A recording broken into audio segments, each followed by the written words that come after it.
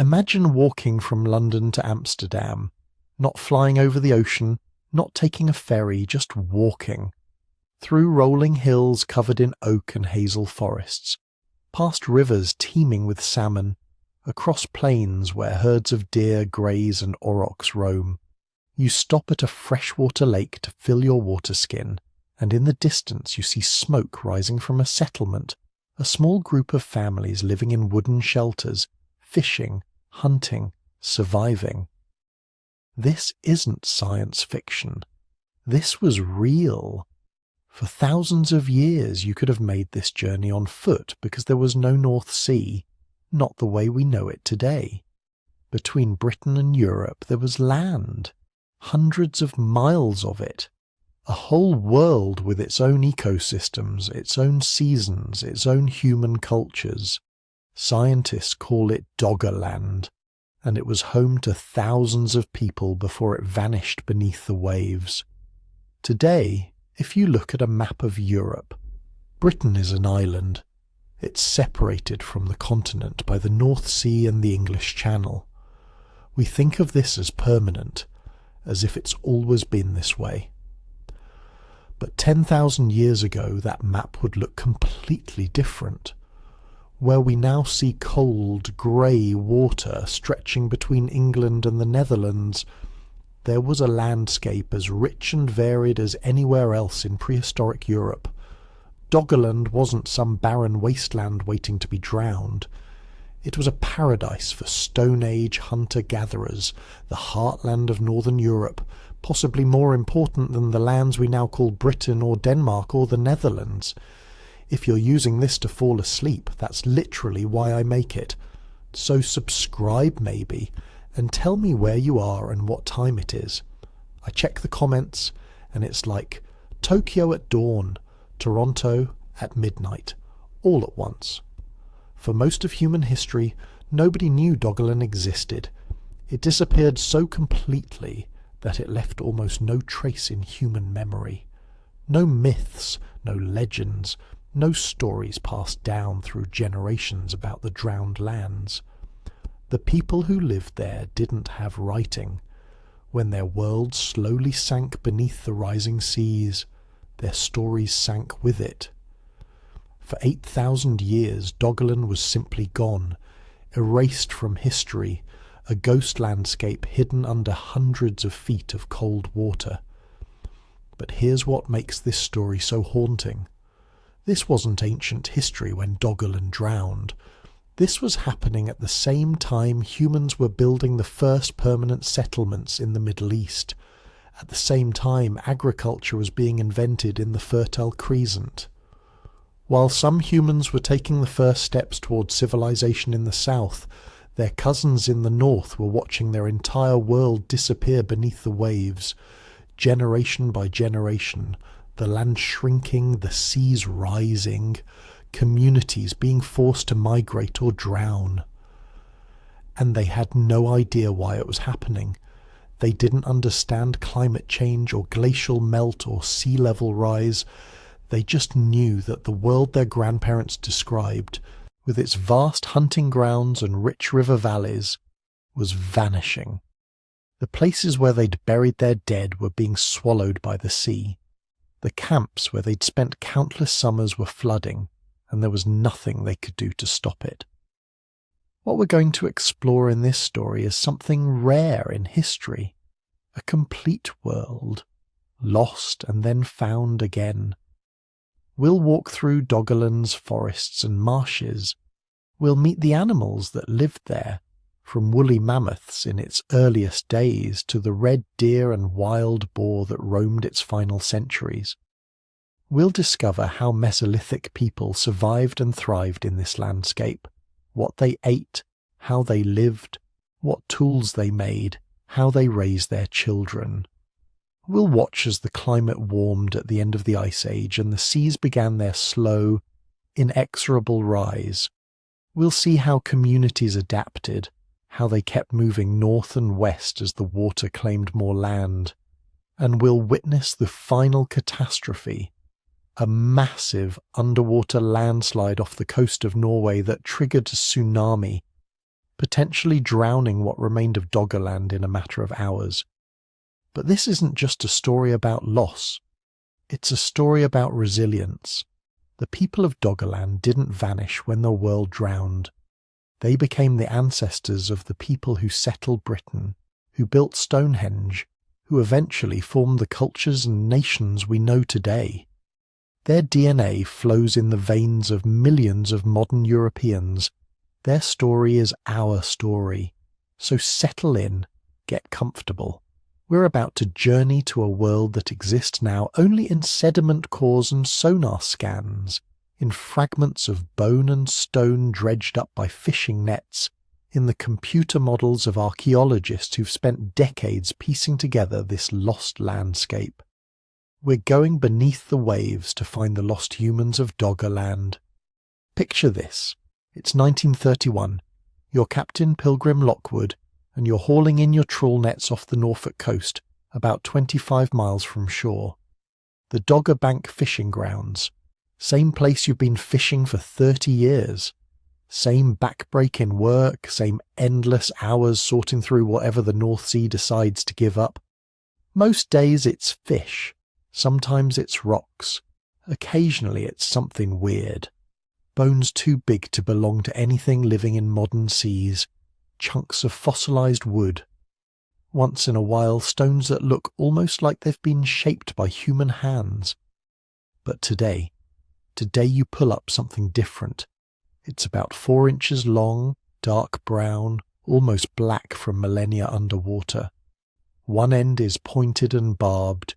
The other end shows clear signs of having been attached to something, maybe a wooden shaft, and running along its length are deliberate, carefully carved grooves. This isn't natural. This isn't an accident of erosion or water damage. This is a tool, a weapon, a harpoon point carved from red deer antler by someone who knew exactly what they were doing. Captain Lockwood doesn't know it yet, but he's just found physical proof of something that will change how we understand the entire geography of prehistoric Europe. He's found evidence of Doggerland, the drowned world between Britain and continental Europe, a landscape that vanished beneath the waves 8,000 years ago, taking with it an entire way of life, an entire civilization of hunter-gatherers who lived, thrived and died in a land that no longer exists. But here's the thing. Captain Lockwood's discovery wasn't unusual. It was just the first one that somebody bothered to save and send to a museum. North Sea fishermen had been hauling up impossible things for generations. Mammoth bones, mastodon teeth, the fossilized remains of lions, wolves and rhinoceroses, species that hadn't lived in Britain in thousands of years, coming up from fishing grounds that were supposed to be nothing but mud and sand. The fishermen knew something was down there. They just didn't know what. Some thought they were finding remains from the biblical flood. Others figured they were dredging up material that had somehow washed out from the British coast. A few speculated about ancient land bridges, but mostly they just tossed the weird stuff back and kept the fish, because bones and stones don't pay the bills. But that harpoon point, the one Captain Lockwood found, it ended up in Norwich Castle Museum, and eventually it caught the attention of archaeologists who realized they were looking at something extraordinary. This wasn't just any prehistoric artifact. The style, the craftsmanship, the material, it all dated to the Mesolithic period, roughly 10,000 to 5,000 years ago. But it had been found 25 miles offshore, in water that was over 100 feet deep. Unless prehistoric humans were fishing from submarines, there was only one explanation. That harpoon point hadn't been dropped into the sea. It had been made and used on dry land that was now underwater. The implications were staggering. If there had been dry land where the North Sea now exists, if people had lived there, hunted there, created communities there, then everything we thought we knew about prehistoric Britain and Europe needed to be reconsidered. This wasn't just an interesting footnote. This was a missing chapter in human history. But the archaeological community was skeptical. Because here's the problem. We humans are terrible at accepting evidence that contradicts our existing mental maps. For centuries, everyone had assumed that Britain had always been an island, separated from Europe by the North Sea and the English Channel. Sure, there might have been temporary land bridges during ice ages when sea levels dropped, but a permanent, inhabited landscape. That seemed like fantasy. The skeptics had reasonable objections. Where were the settlements? Where were the burial sites? Where was all the other archaeological evidence you'd expect from a populated region? One harpoon point wasn't enough. It could be an outlier, an artifact carried by currents from somewhere else. Maybe it had fallen off a boat. Maybe it was misidentified. The burden of proof was enormous. So the idea sat there, intriguing but unproven. For decades, Doggerland remained a fringe theory, something mentioned occasionally in archaeological papers but never seriously investigated. Because how do you excavate the bottom of the North Sea? How do you prove the existence of a landscape that's been underwater for 8,000 years? Then marine geology caught up with the mystery. Throughout the 1990s and early 2000s, oil and gas companies began doing detailed seafloor mapping of the North Sea. They weren't looking for archaeology. They were looking for drilling sites, but what they found was impossible to ignore. The North Sea floor wasn't flat. It wasn't the featureless mud basin everyone had assumed. It was full of structure, ridges and valleys, channels that looked exactly like river systems, raised areas that could only be hills or elevated plains. And when geologists started analysing the sediment cores, they found something even more remarkable. Layers of peat, thick deposits of compressed vegetation that could only form in freshwater marshes or wetlands. Peat doesn't form underwater in the ocean. It forms on land, in bogs, in marshes, in river deltas. Which meant that at some point, large areas of the North Sea had been dry enough, stable enough, wet enough to support the kind of vegetation that creates peat. This wasn't speculation anymore. This was hard geological evidence. There had been land here, lots of it. The data started attracting attention from academics who realized they were sitting on the archaeological discovery of the century. And that's where Professor Vince Gaffney and his team from the University of Bradford enter the story. In the mid-2000s, Gaffney convinced oil and gas companies to share their seafloor mapping data for archaeological analysis. Thousands of square kilometers of detailed seismic scans showing the structure of sediment layers beneath the North Sea.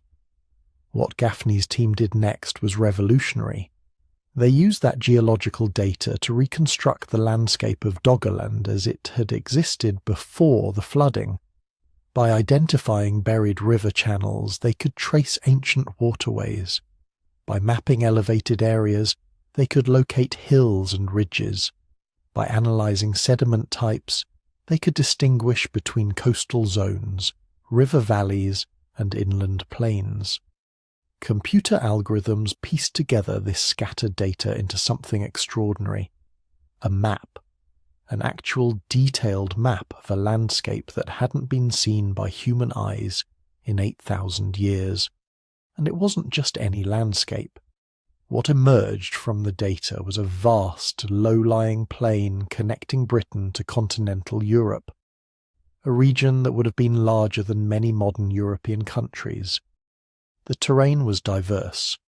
Rolling hills in some areas, flat plains in others, vast river systems cutting through the landscape, and extensive wetlands along what would have been the coastlines. This wasn't a narrow land bridge. This was a country, a rich, diverse, habitable landscape that would have been absolutely prime territory for Mesolithic hunter-gatherers. Gaffney called it Britain's lost Atlantis, and the name stuck. Except unlike Atlantis, this wasn't mythology. This was real.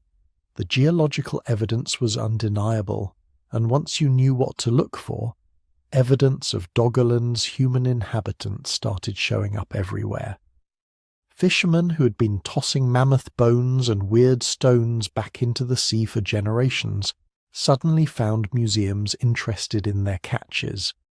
Collections of North Sea artifacts began accumulating.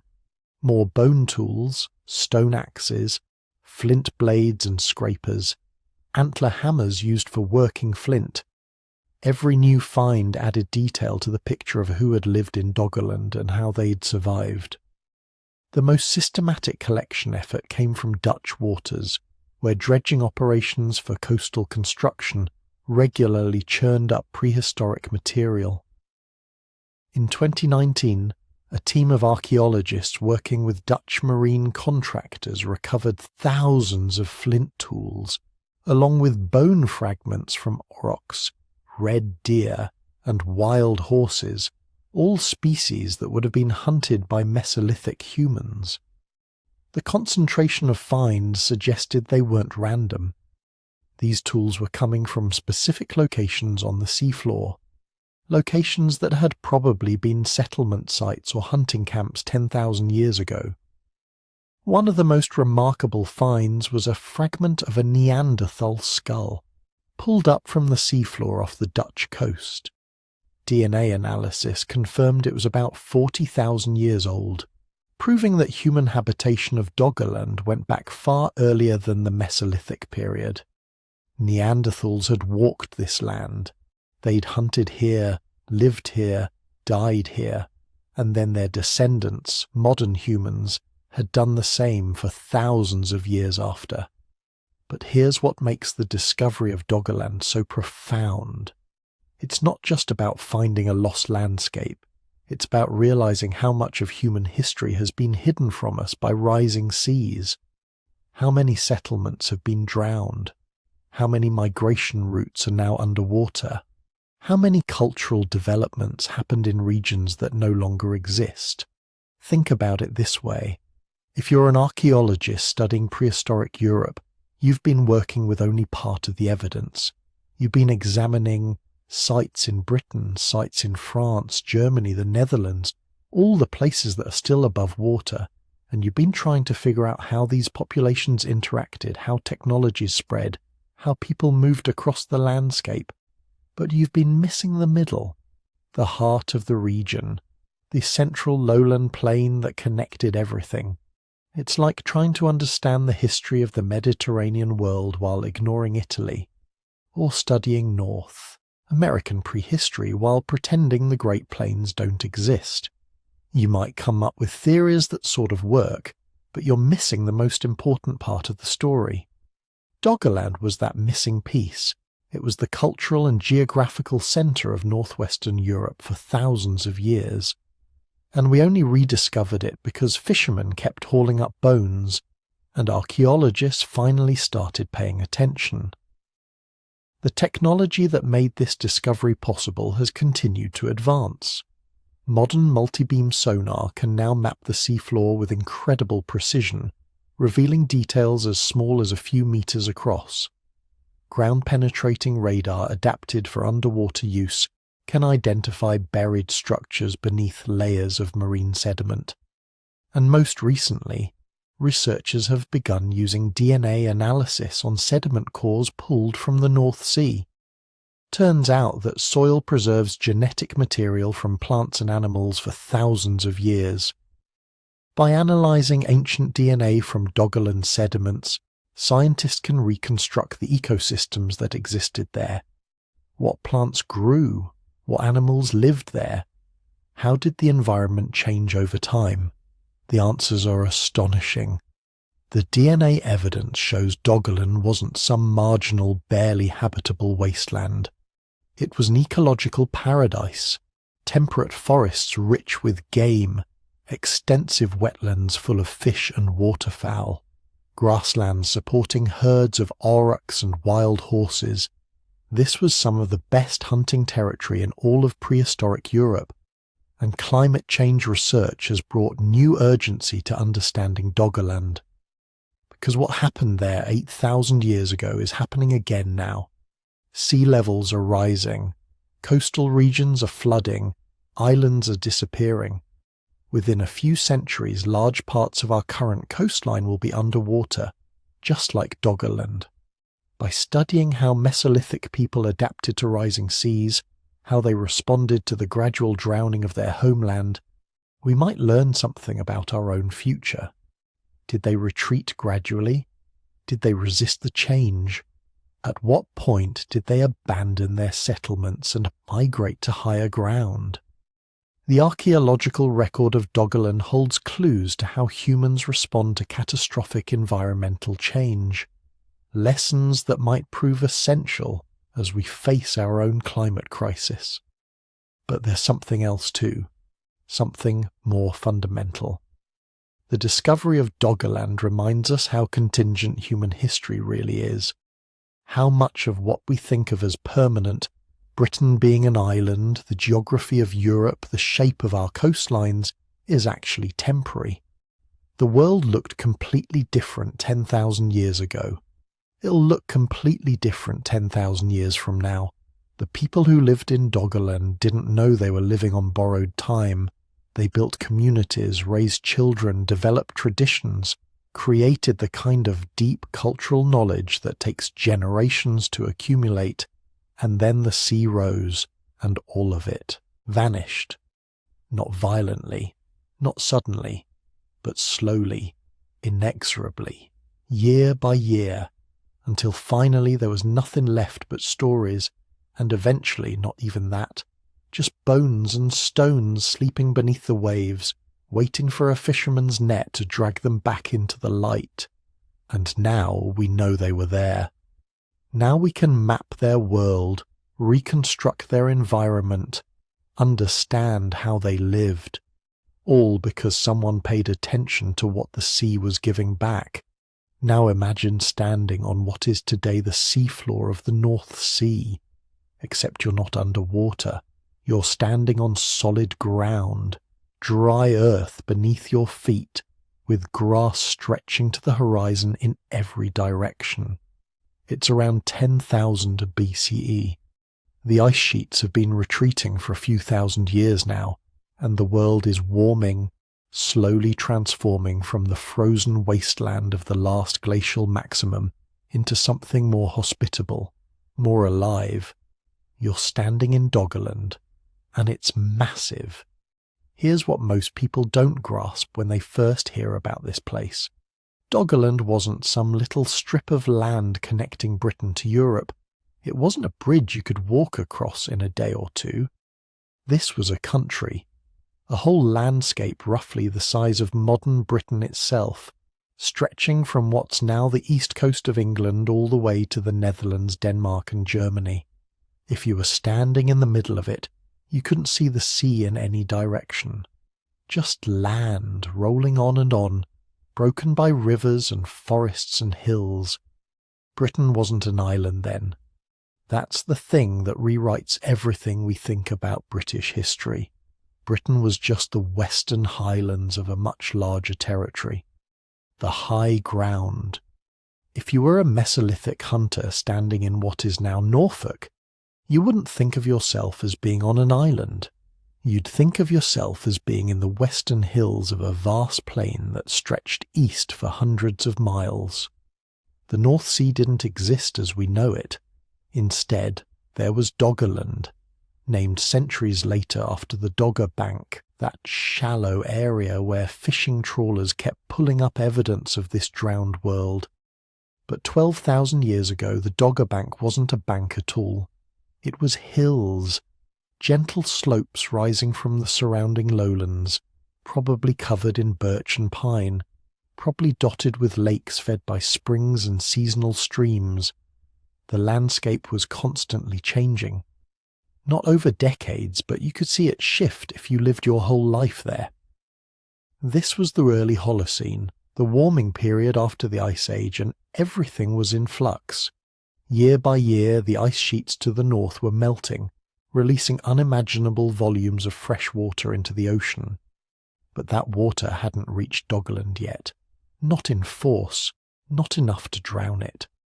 For now, it just meant more rain, fuller rivers, expanding forests where tundra had been. The rivers. God, the rivers of Doggerland must have been something to see. Take the Thames. Today it's a relatively modest river that flows through London and empties into the North Sea. Back then, the Thames didn't end at London. It kept going, flowing northeast across what's now the seafloor, joined by other rivers draining from the hills of Britain. The Rhine was doing the same thing from the east, gathering water from the mountains of Central Europe, flowing west and north across the plain. Somewhere in the middle of Doggerland, these massive river systems came together, merging into a single enormous waterway that has been called the Channel River, or sometimes the Fleuve Manche. This wasn't some modest stream. This was one of the largest river systems in Europe, draining half a continent, carrying meltwater from the retreating glaciers, sediment from erosion, nutrients that fed the richest ecosystem on the continent.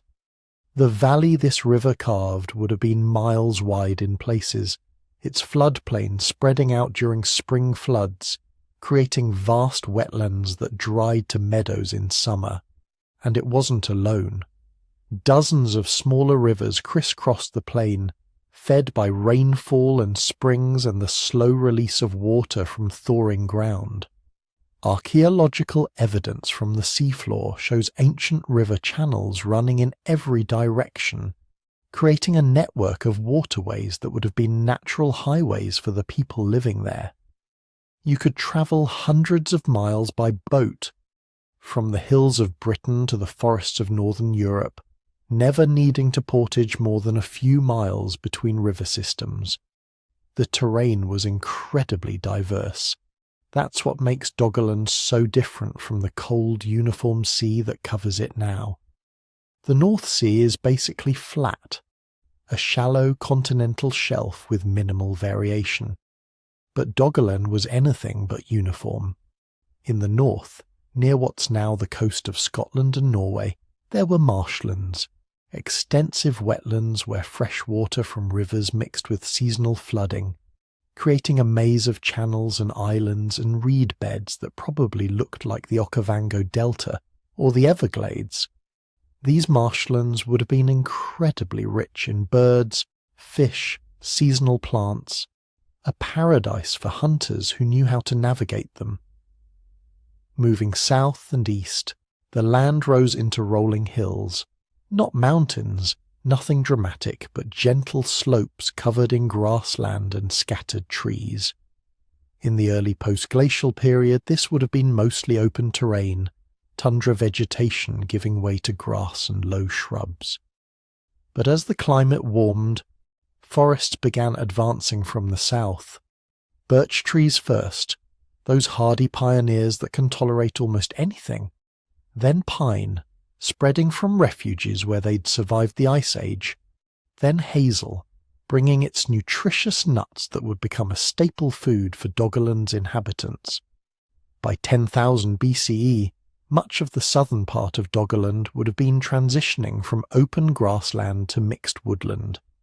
Not dense forest yet, but a mosaic of trees and clearings, groves, separated by meadows the kind of landscape ecologists call wood pasture.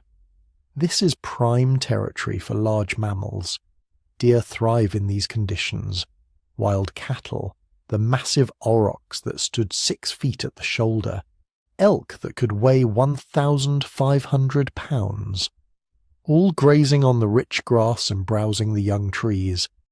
The western edge of Doggerland, where it met the hills of what would become Britain, was probably the most heavily forested.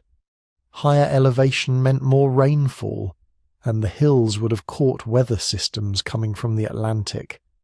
Dense pine forests on the slopes giving way to birch and eventually oak as you moved into the lowlands, and everywhere, water. That's what made Doggerland special. This wasn't a desert plain or a frozen wasteland. This was a land of lakes and lagoons, of marshes and meandering rivers, of coastlines that shifted with the seasons. The lake systems alone would have been extraordinary.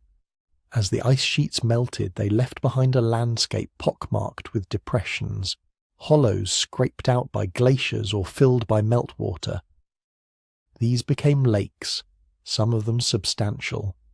Core samples from the seafloor have found evidence of what might have been freshwater lakes tens of miles across, their shores lined with birch trees, their waters probably filled with pike and perch and waterfowl. Some of these lakes were permanent, fed by springs and rivers, lasting for thousands of years. Others were seasonal, filling during wet periods and becoming marshes or even dry meadows during droughts. This kind of dynamic landscape creates incredible ecological diversity. Different habitats appearing and disappearing with the seasons, creating opportunities for specialists and generalists alike. The lagoons were another crucial feature. As sea levels slowly rose throughout this period, saltwater began intruding along the coastlines of Doggerland. But it didn't advance uniformly. Instead, it created brackish lagoons, areas where fresh water from rivers mixed with salt water from the advancing sea. These lagoons would have been phenomenally productive, shellfish beds providing reliable protein, fish runs as marine species moved into fresh water to spawn, vast flocks of migratory birds using the lagoons as stopover points. The coastlines themselves were constantly shifting. Not dramatically, not in ways you'd notice year to year, but over generations the sea was advancing. At first, during the coldest parts of the Ice Age, Doggerland's coastline extended far beyond where it would later be. The North Sea was almost entirely dry land, but as temperatures rose and ice melted, the sea began its slow return. By 10,000 BCE, Doggerland's northern edge was already retreating. The sea was flooding into the low areas between Britain and Scandinavia, creating narrow straits that would eventually widen into the North Sea. But the main body of Doggerland was still high and dry, still habitable, still prime territory. The southern coast was more stable, protected by higher ground. Where Doggerland met what would become the English Channel, there were probably rocky shores and cliffs, not unlike the white cliffs that now mark Dover. This was the edge of the Dogger Hills, the high ground that would be the last part of Doggerland to survive the flooding. Think about what this landscape must have looked like to someone actually living there. If you were a Mesolithic hunter, maybe 25 years old, born in a camp near one of those massive rivers, this was your entire world. You'd know every grove of hazel trees within a day's walk. You'd know which lakes froze in winter and which stayed open. You'd know where the deer gathered in autumn and where the aurochs came to drink in summer. You could travel for weeks in any direction and still be in familiar territory, meeting other groups who spoke your language, who shared your customs, who were probably related to you by blood or marriage. East toward the Rhine, you'd find forests that grew denser and darker. West toward the hills of Britain, the land rose and the trees changed. North toward the marshes, the ground became soft and treacherous, but also rich with birds and fish. South toward the high ground, you'd find better flint for tools, clearer streams, drier campsites. The seasonal changes would have dominated your life. Spring meant flooding as meltwater and rain swelled the rivers. The massive floodplains of the Channel River would become inland seas, forcing you to higher ground, but also bringing fish into shallow waters where they could be trapped and speared. Summer meant abundance, animals migrating north to take advantage of the long days and fresh grass, plant foods ripening, time to smoke meat and gather nuts for the winter ahead.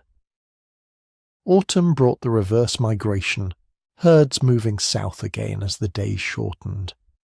This was prime hunting season. Animals were fat from summer grazing, their hides perfect for clothing, their meat ideal for preservation. Winter was harder. The rivers might freeze, though not as severely as they had during the Ice Age. Game became scarce as animals holed up or moved to sheltered valleys. This was when those stored nuts and dried fish meant survival or starvation. And through all of this, the landscape was slowly, inexorably changing. Each generation saw the rivers run a bit fuller. Each generation noticed the sea had advanced a little closer. The old camping sites their grandparents talked about, the ones near the northern coast, those were gone now, claimed by rising water. New lagoons were forming where there had been freshwater lakes. The marshlands were expanding, but it was slow enough that no single generation would have thought of it as catastrophic. The land was still vast, still rich, still home. They had no way of knowing they were living in a world that was already doomed, that the ice sheets melting in the far north were sealing their fate, that, in just a few thousand years, this entire landscape, this country the size of Britain, would be completely submerged beneath a cold grey sea. For now, in 10,000 BCE, Doggerland was still the heartland, still the centre of the world for the people who called it home. A vast, diverse, endlessly fascinating landscape that supported human communities for thousands of years. A lost world that was once as real and solid as the ground beneath your feet right now. Picture the landscape we just described. Vast plains stretching from what's now Yorkshire to Denmark, rivers cutting through forests of pine and birch, wetlands teeming with life. And now fill that landscape with animals. Not just any animals, but an ecosystem so rich, so abundant, that it would make modern nature documentaries look empty by comparison. Because here's the thing about Doggerland. It wasn't just a land bridge. It was one of the most productive hunting grounds in human history. A landscape caught in transition between two worlds, the dying Ice Age and the rising warmth of the Holocene. And that transition created something extraordinary, a biological paradise where cold-adapted megafauna still clung to survival, while warm-weather species were moving in to claim their territory. For several thousand years, both groups existed side by side, creating an ecosystem unlike anything we see today. Start with the giants, the species that defined the Ice Age, the animals that would have seemed impossible if we didn't have their bones to prove they existed. Woolly mammoths still walked the Doggerland plain during the earliest periods of human habitation. Not the massive populations that had dominated the landscape during the height of the glaciation, but remnant groups, holdouts, in an increasingly warming world. These weren't the enormous mammoths of Siberia, but slightly smaller populations that had adapted to life in more temperate conditions. They would have been concentrated in the northern reaches of Doggerland, where temperatures stayed coolest longest. Imagine spotting a small herd from a distance, maybe 5 or 6 individuals, their dark shapes moving slowly across the grassland. Adult females protecting calves, a massive bull standing guard. For the human hunters who encountered them, these animals represented an almost unimaginable resource. A single mammoth could provide several tons of meat, enough to feed a band of 30 people for weeks. Their thick hides made excellent shelter material. Their bones could be used for tools and structural supports. Their tusks were valuable trade goods and raw material for crafted objects, but hunting them was incredibly dangerous. Mammoths weren't passive victims. They were intelligent, social animals that defended themselves and their young aggressively. Archaeological evidence from other sites shows that mammoth hunting required sophisticated planning, coordinated group action, and weapons capable of inflicting serious damage from a distance. Many hunters probably died in failed mammoth hunts, but the rewards for success were so great that the risk was worth taking. Alongside the mammoths, woolly rhinoceros grazed the grasslands. These animals were even more formidable than mammoths, solitary, bad-tempered, armed with massive horns that could disembowel a hunter with a single thrust. Rhinos probably weren't hunted systematically. Too dangerous, too unpredictable.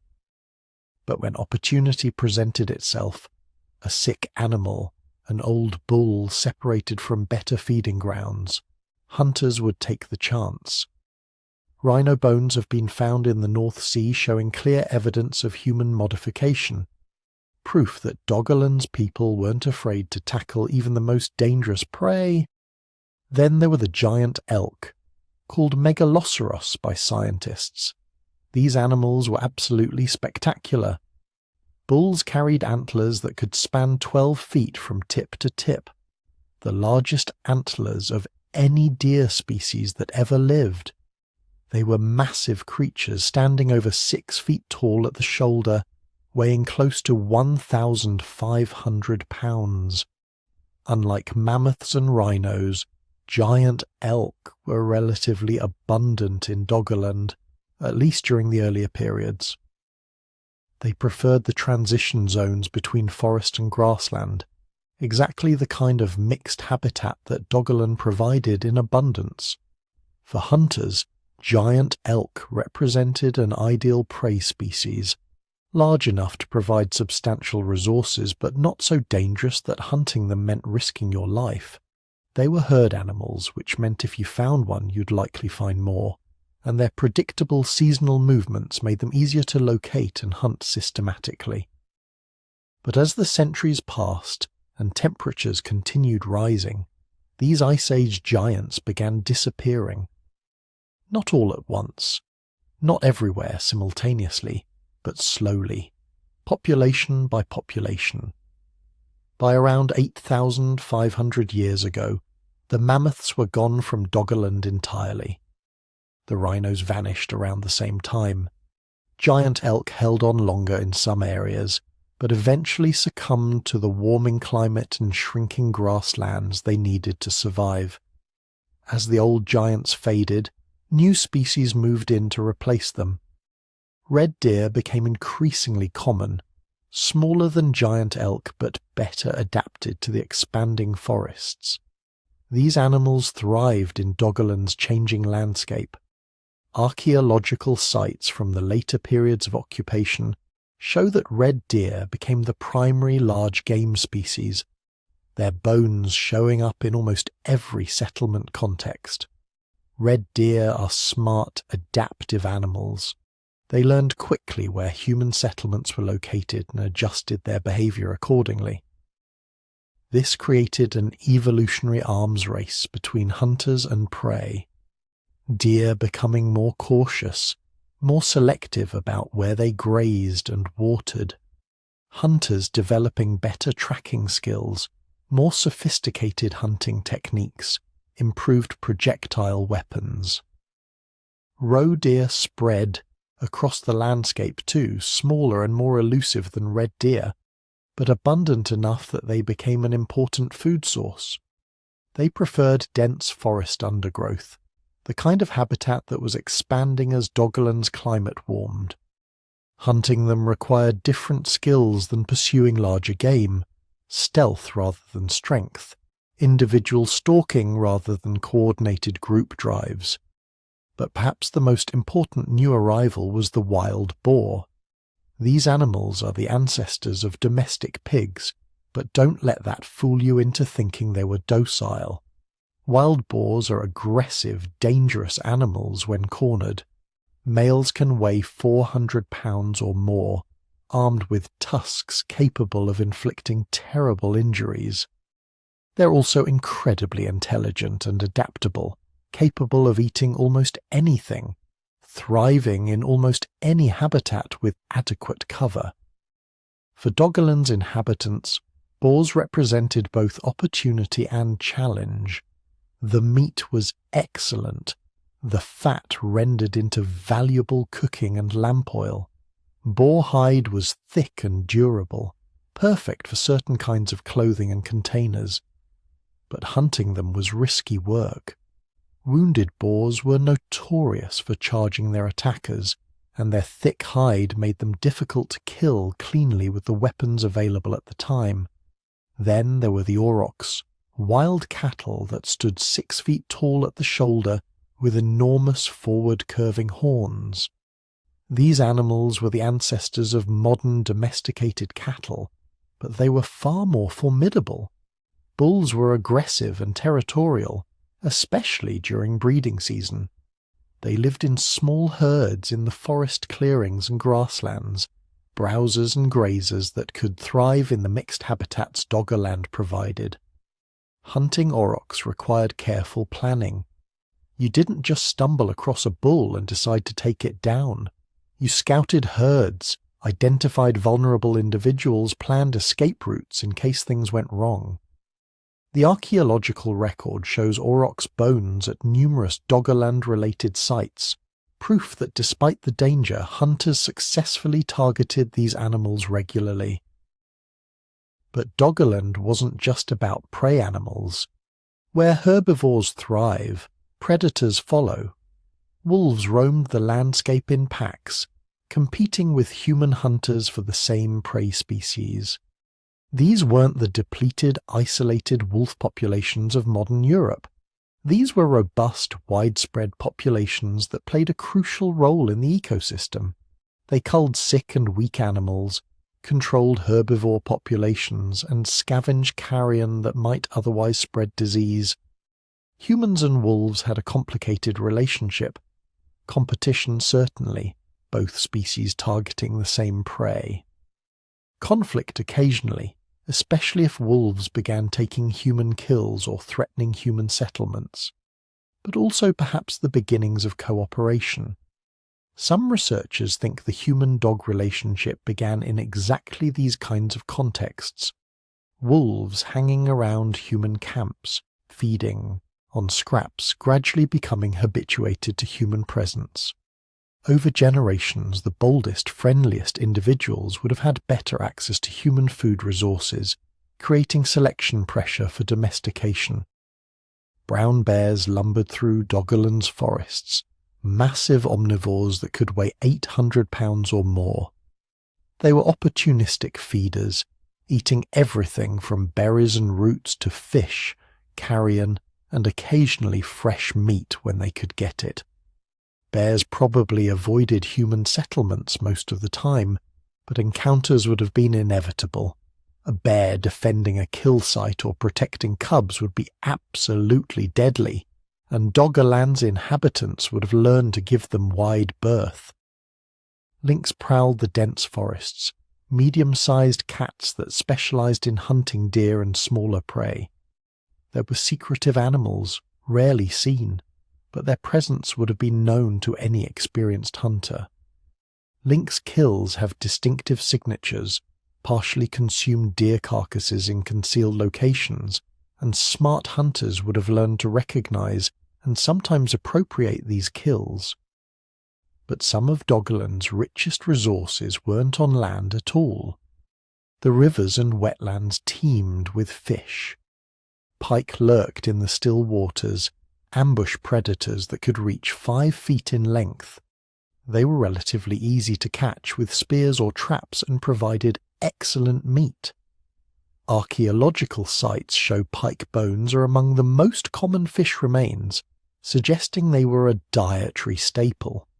Salmon made seasonal runs up Doggerland's rivers, just as they still do in rivers across northern Europe. These runs would have been spectacular events, rivers so thick with fish that you could practically walk across on their backs. For Doggerland's inhabitants, salmon runs meant abundance, thousands of high-fat, protein-rich fish available for the taking. Communities would have planned their seasonal movements around these events, gathering at traditional fishing sites to harvest and preserve as much as possible before the run ended. The wetlands supported enormous populations of migratory birds, ducks, geese, swans, all stopping in Doggerland during their seasonal migrations between breeding and wintering grounds. These birds provided not just meat and fat, but eggs, feathers, and down. Hunting them required specialized knowledge of behavior and migration patterns, plus technologies like nets, traps, and probably trained dogs to retrieve downed birds from the water. Along the coasts, marine resources added yet another layer of abundance. Seals hauled out on beaches and sandbanks providing meat, fat, and waterproof hide. Shellfish beds in the shallow waters offered year-round protein that required no complex technology to harvest, just knowledge of tides and locations. Fish species that lived primarily in salt water, cod, herring, flatfish, could be caught from shore or from simple boats. The North Sea has given up thousands of animal bones over the centuries, dragged up in fishing nets, exposed by erosion, discovered by divers. These bones tell us exactly which species lived in Doggerland and how they changed over time. Early deposits show more mammoth, rhino, and giant elk bones. Later deposits show increasing numbers of red deer, roe deer, and boar. The transition is clear in the physical record, and here's what made Doggerland truly exceptional as a hunting ground. The animals weren't static. They moved seasonally, following plant growth, seeking breeding grounds, responding to temperature changes. Red deer moved between summer and winter ranges. Salmon and other fish made spawning migrations. Migratory birds arrived and departed on predictable schedules. Seals hauled out at specific locations during breeding season. For human hunters who learned these patterns, who accumulated knowledge over generations and passed it down through stories and direct teaching, this predictability transformed Doggerland into something like a natural calendar. You knew when and where certain resources would be available. You could plan movements months in advance, positioning your group to take advantage of seasonal abundances. This wasn't opportunistic scavenging. This was sophisticated resource management, based on detailed ecological knowledge and multi-generational observation. As the climate continued warming and sea levels kept rising, the animal populations continued changing. Some species disappeared entirely from the region, others became more abundant. The overall productivity probably declined somewhat as the land area shrank, concentrating both animals and humans into smaller spaces, increasing competition. But for thousands of years, Doggerland remained what it had been since the ice retreated, a hunter's paradise, a landscape so rich in animal life that humans could not just survive but thrive, building complex societies based on hunting, fishing, and gathering. The animals made Doggerland possible. They were the foundation on which everything else was built. And understanding them is essential to understanding the people who depended on them for everything they had. So, here's the question that haunts every archaeologist who studies Doggerland. Who were these people? What were they like? Not as abstract statistics or theoretical populations, but as actual humans living, breathing, making decisions, raising children, falling in love, telling stories around fires on a landscape that no longer exists. The honest answer is we don't know as much as we'd like. The sea swallowed most of their world, but what we do know is extraordinary.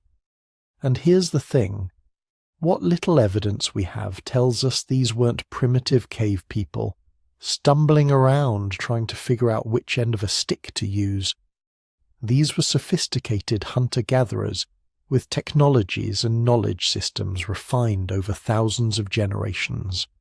They were people who had mastered one of the richest environments in human history. Let's start with the basics. We call them Mesolithic peoples. That's archaeologists speak for Middle Stone Age, the period between the end of the last ice age around 12,000 BCE and the arrival of farming around 4,000 BCE.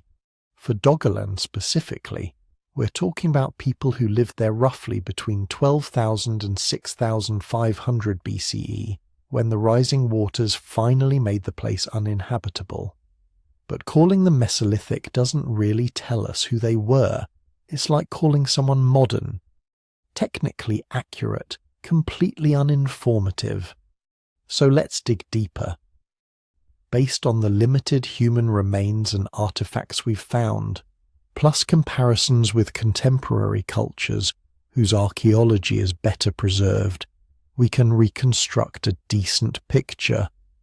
These were the descendants of people who had survived the last ice age in refugees across Europe. When the ice retreated and the landscape opened up, they moved in, following the herds, tracking the rivers, mapping every resource in their expanding world. Population estimates are tricky because so much is underwater, but here's what archaeologists figure. At Doggerland's peak, around 8,000 BCE, you might have had anywhere from 10,000 to 50,000 people living across the entire plain. That sounds like a lot, but spread across a landscape the size of England, it was actually pretty sparse. We're talking population densities of maybe 1 person per square mile in most areas. But here's where it gets interesting. They weren't evenly distributed. Nobody is. Humans cluster around resources, and Doggerland had resource hotspots that would have drawn people like magnets. The river valleys with their reliable water and seasonal fish runs, the coastal lagoons where shellfish beds produced tons of protein with minimal effort, the hills where flint could be quarried for tools. These places would have been packed, relatively speaking, with seasonal camps and maybe even semi-permanent settlements. The rest of the landscape, probably much emptier. Small family groups moving through on seasonal rounds, temporary camps occupied for a few weeks then abandoned, hunting territories controlled by extended kinship networks but rarely densely populated. This created what anthropologists call a fission-fusion social structure. Groups coming together when resources were abundant, splitting apart when they weren't. 20 people camping together during the salmon run, then dispersing into groups of 4 or 5 to hunt across winter territories. It's the same pattern you see in modern hunter-gatherers from the Arctic to the Amazon. It works because it's flexible, letting people concentrate where food is abundant while avoiding overexploiting any single area. But who are these people as individuals? What did they look like? What did they believe? What made them human in ways we'd recognize? Let's start with technology, because that's where the archaeological evidence is strongest. The Doggerlanders were masters of stoneworking, not the crude hand axes of their distant ancestors, but sophisticated microliths, tiny geometric stone blades smaller than your fingernail. Individually, they look almost useless. But that's missing the point entirely. Microliths weren't used alone. They were hafted, set into wooden or bone handles with plant resin adhesives to create composite tools. A row of microliths in a wooden handle made a knife with a continuously sharp edge. Stuck into a spear shaft, they created barbed points that would stick in an animal and cause massive bleeding. Arranged in a curved bone backing, they made fish hooks and harpoons. This wasn't primitive. This was modular technology, interchangeable parts, design thinking that wouldn't look out of place in a modern engineering workshop. The genius was in the flexibility. Break a blade, pop out the damaged microlith, insert a new one, keep working. Need a different tool? Rearrange the same components into a new configuration. With a handful of stone blades and the right binding techniques, you could create dozens of specialized tools. But stone was just the beginning. Bone harpoons have been found in the waters around Doggerland, barbed masterpieces designed to catch salmon and sturgeon in the rivers. These things are works of art carved with stone tools to create multiple rear-facing barbs that would prevent a speared fish from escaping. Making one required planning, patience, and deep understanding of materials. You had to select the right bone, probably red deer antler for its combination of hardness and flexibility. You had to score and groove it with flint burins, tiny chisels designed for detailed work. You had to polish and sharpen each barb, testing the balance, making sure it would fly true when thrown. Wooden implements were probably even more common, but wood rarely survives 10,000 years underwater. The few pieces we found, fishing weirs and tool handles, show the same sophisticated craftsmanship. These people knew their materials, understood grain and seasoning and the properties of different woods. They probably had specialized tools for woodworking that we'll never find because both the tools and their products have long since rotted away. The settlement patterns tell us something important about social organization. Most sites we've identified through underwater surveys look like temporary camps. Small scatters of worked flint, occasional fire-cracked rocks, nothing suggesting permanent architecture. These were probably seasonal hunting camps, fishing stations, places occupied for a few weeks or months then abandoned. But there are exceptions. Near the river mouths and in the lagoons, we find much denser concentrations of material, heavier tools that wouldn't have been carried around, processing stones for grinding plant foods, deep deposits of ash and charcoal suggesting repeated occupation. These might have been base camps, places where larger groups gathered during resource-rich seasons, maybe even proto-settlements occupied for years at a stretch. This pattern, temporary camps scattered across the landscape with periodic aggregation at rich resource areas, is exactly what you'd expect from sophisticated hunter-gatherers. It's not random wandering, it's scheduled mobility, groups following precise annual rounds that their ancestors had refined over centuries. Spring at the salmon runs, summer in the hills hunting red deer, autumn in the nut forests gathering hazelnuts and acorns, winter in the lagoons harvesting shellfish and hunting seals. Each season had its place, its resources, its appropriate technology and social organization. But they weren't just surviving, they were thriving. And thriving societies have time for things beyond mere subsistence. Art and spiritual expression in Doggerland are harder to pin down because we've found so little. The sea destroyed most organic materials, and dramatic artwork like cave paintings requires caves, which Doggerland didn't really have. But we know from contemporary cultures in Britain and across Europe that Mesolithic peoples were creating art. Carved bone implements with geometric patterns, stone beads, amber pendants traded from the Baltic, red ochre, that iron oxide pigment that humans have been obsessed with for hundreds of thousands of years, used for body paint or decorating objects. These things have been found in Mesolithic sites all around Doggerland's borders. The Doggerlanders almost certainly had similar traditions. More telling are the few human remains and associated artifacts we've found. There's evidence of careful burial practices in contemporary sites, bodies positioned intentionally, sometimes with grave goods, tools, or jewellery buried with the deceased. This isn't random. It's symbolic behaviour, suggesting beliefs about death, possibly an afterlife, definitely a sense that individuals mattered enough to be treated with ritual respect.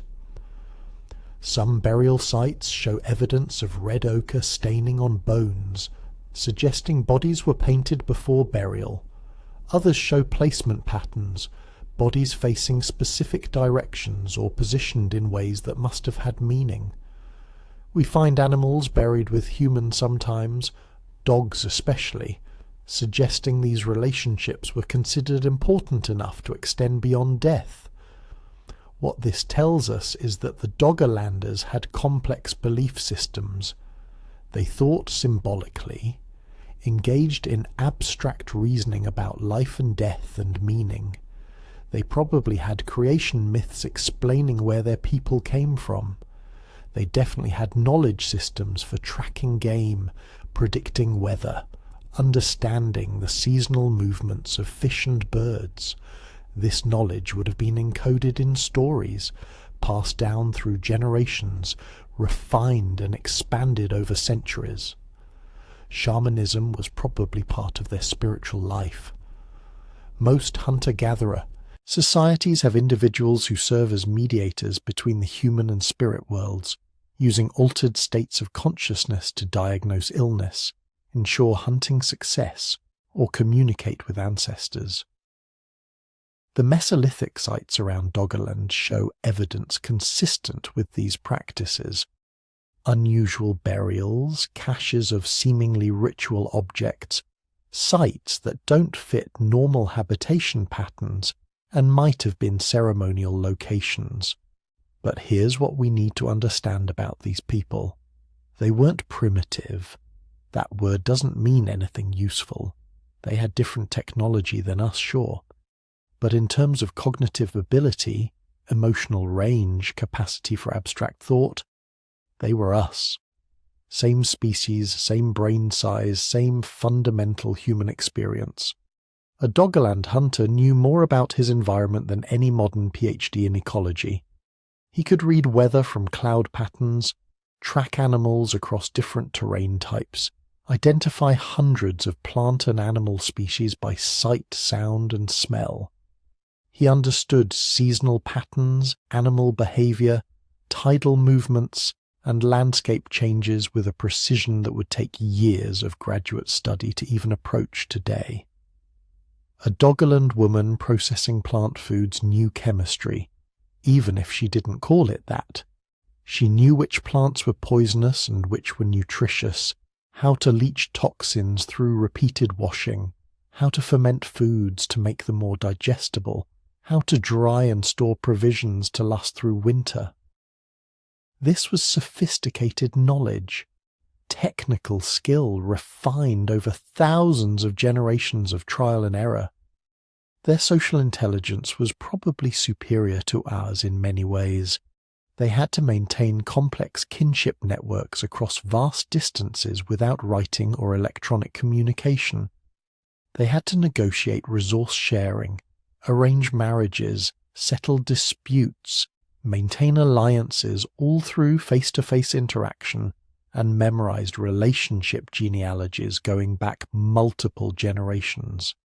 They raised children in environments where a mistake could be fatal, yet those children learned everything they needed to survive, not through formal schooling, but through observation, practice, and participation. A 10-year-old Doggerland child probably had survival skills that would put most modern adults to shame. And they did all this while maintaining their humanity.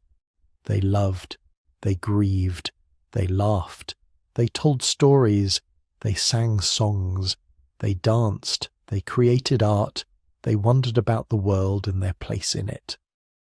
The archaeological record shows care for the injured and elderly, suggesting they valued individuals beyond their immediate economic contribution. It shows long-distance trade networks, suggesting curiosity about distant places and peoples.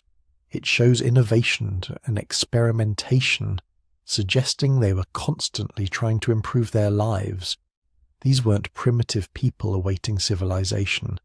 They were accomplished human beings who had developed a way of life perfectly adapted to their environment. They were the culmination of hundreds of thousands of years of human evolution and cultural development. They were survivors of the Ice Ages, descendants of the very first humans to return to northern Europe after the glaciers retreated. And they were about to lose everything, because the world was changing. The ice was still melting, the seas were still rising, and Doggerland, that rich heartland they had called home for thousands of years, was slowly drowning beneath the waves. Now let's talk about what it was actually like to live there. Not the grand, sweeping narrative of rising seas and lost civilizations, but the daily grind. The actual mechanics of staying alive on the Doggerland plain. Because here's the thing about Mesolithic hunter-gatherers. They weren't just wandering aimlessly, hoping to stumble across food.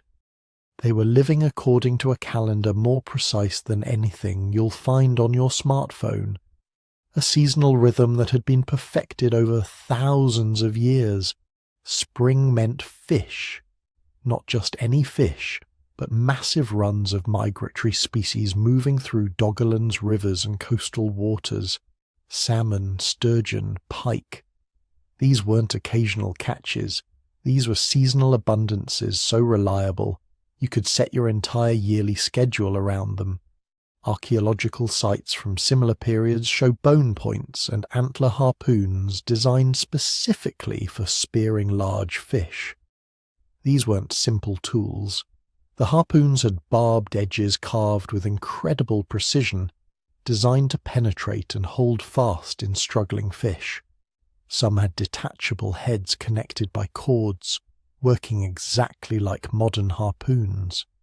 You drive the point in, the head detaches but stays connected, and the fish can't escape. But your Doggerland ancestors weren't just standing on riverbanks hoping to get lucky with a spear. They were engineers. They built fish traps, woven barriers that funneled migrating fish into enclosures where they could be harvested by the dozens. Evidence from other Mesolithic sites shows sophisticated V-shaped wooden weirs that could last for years, directing entire spawning runs into killing zones, and nets. We know they had nets because net weights show up in archaeological contexts across Mesolithic Europe. Stone sinkers deliberately shaped and notched to hold cordage, which means they had rope strong and consistent enough to weave into fishing nets. They were manufacturing textiles 10,000 years ago. Think about what this means for survival strategy. A single good spring fishing season could provide enough preserved fish to feed a family for months, maybe the entire year, if you knew how to store it properly. And they did. We'll get to that. Then summer arrived, and the focus shifted. This is when Doggerland would have been at its most beautiful. The wetlands exploding with life, the forests thick with new growth, and everywhere, absolutely everywhere, food. Plant foods, berries, roots, nuts, shoots, leaves, fungi. A Mesolithic forager would have known hundreds of edible species and exactly when and where to find each one. The hazelnut forests were particularly important. Hazelnuts are basically perfect survival food, high in calories, rich in fats and proteins, and unlike many wild foods, they store well. You can harvest them in autumn, and they'll last through winter without spoiling.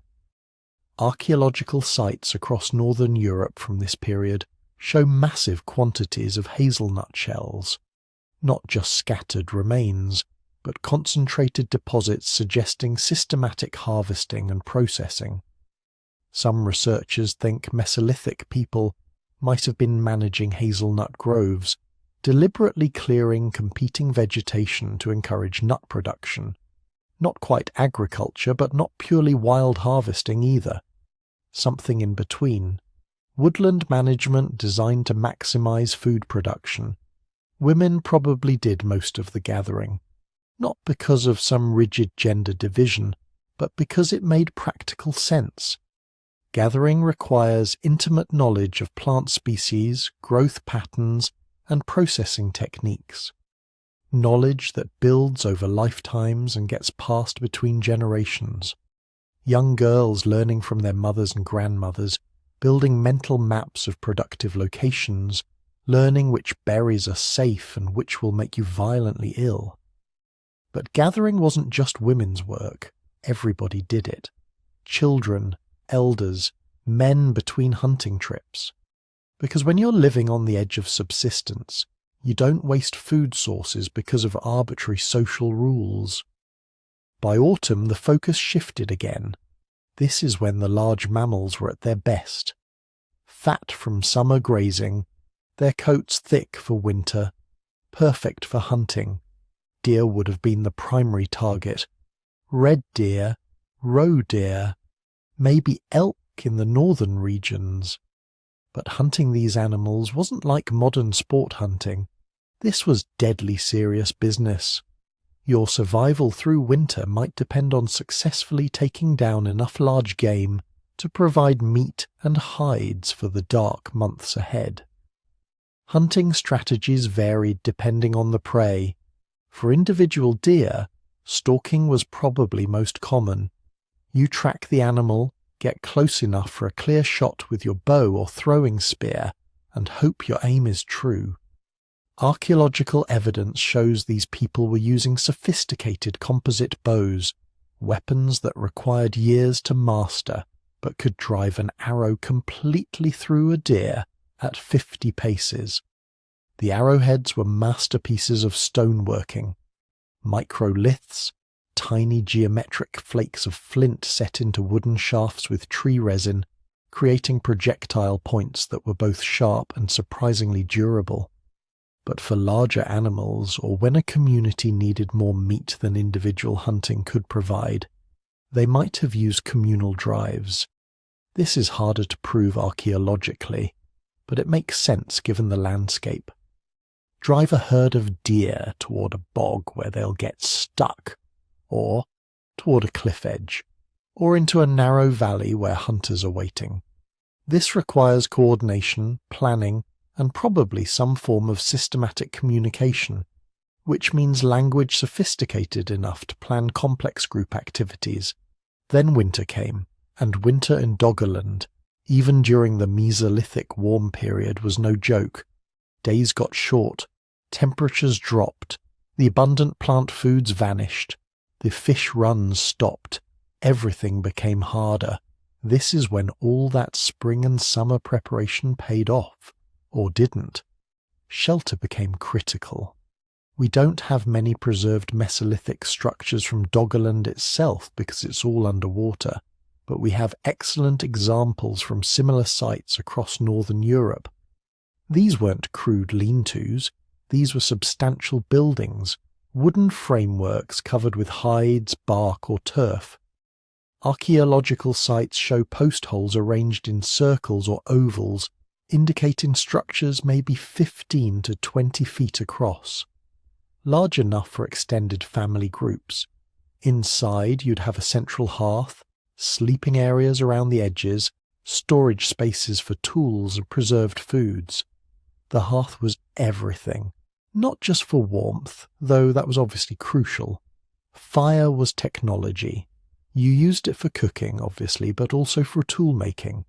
Heat-treating flint to improve its flaking properties, hardening wooden spear points, straightening arrow shafts, rendering animal fats for waterproofing and adhesives, creating the charcoal you needed for the next generation of tools.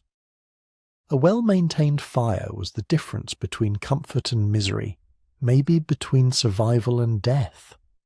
Food preservation was the art that separated groups that thrived from groups that starved. Smoking was probably the primary method for fish and meat. Build a small structure, hang strips of flesh inside, keep a smouldering fire going underneath. The smoke preserves the meat and drives off insects. Done properly, smoked fish could last for months, maybe a full year. Drying worked too, especially in the autumn when days were still relatively warm but humidity was dropping. Thin strips of meat dried on racks would keep indefinitely if you could protect them from moisture and vermin. But preservation wasn't just about meat. Those hazelnuts we talked about, they needed dry storage. Root vegetables could be cached in underground pits lined with bark or leaves. Berries could be dried or rendered into concentrated cakes mixed with fat. Every family would have had stores tucked away in their dwelling, in nearby caves, in protected outdoor caches. Your survival depended on the decisions you made in summer about how much to consume now versus how much to save for later. Get that calculation wrong, and you'd be facing starvation by February. The social dynamics of winter were probably intense. You're spending months in close quarters with the same people, maybe 15 or 20 individuals in a single dwelling, extended family most likely, multiple generations, grandparents who could no longer hunt but who carried decades of survival knowledge, parents in their prime doing the heavy work, children learning the skills they'd need to survive. This is when oral traditions flourished. Long dark nights around the fire, elders telling stories about great hunts, harsh winters survived, lessons learned from mistakes and successes. This wasn't just entertainment. This was education. The transmission of survival knowledge from one generation to the next. Tool maintenance happened during these winter months. You couldn't do much hunting or gathering in the worst weather, but you could prepare for spring, knapping new arrow points, carving bone needles for sewing hides, repairing nets and fish traps, making rope from plant fibers you'd collected during summer. Every adult would have been constantly working, hands busy even while minds might have been elsewhere, thinking about the spring to come, wondering if the stores would last, hoping the fish runs would be strong. Children learned by watching and doing, a 5-year-old helping to process hazelnuts, an 8-year-old learning to knap flint under a parent's guidance, a 12-year-old going on their first real hunt. There was no formal education because all of life was education. Every daily task was a lesson in survival skills that had been refined over thousands of generations. Family bonds were everything. In a population as sparse as Doggerland's probably was, extended family networks were literally your survival insurance. If your group faced disaster, starvation, disease, conflict, your relatives in neighbouring territories were your safety net. This is why archaeologists find similar tool styles and material culture across vast areas. Not because everyone was living together, but because they were connected by kinship networks that spanned the entire plain.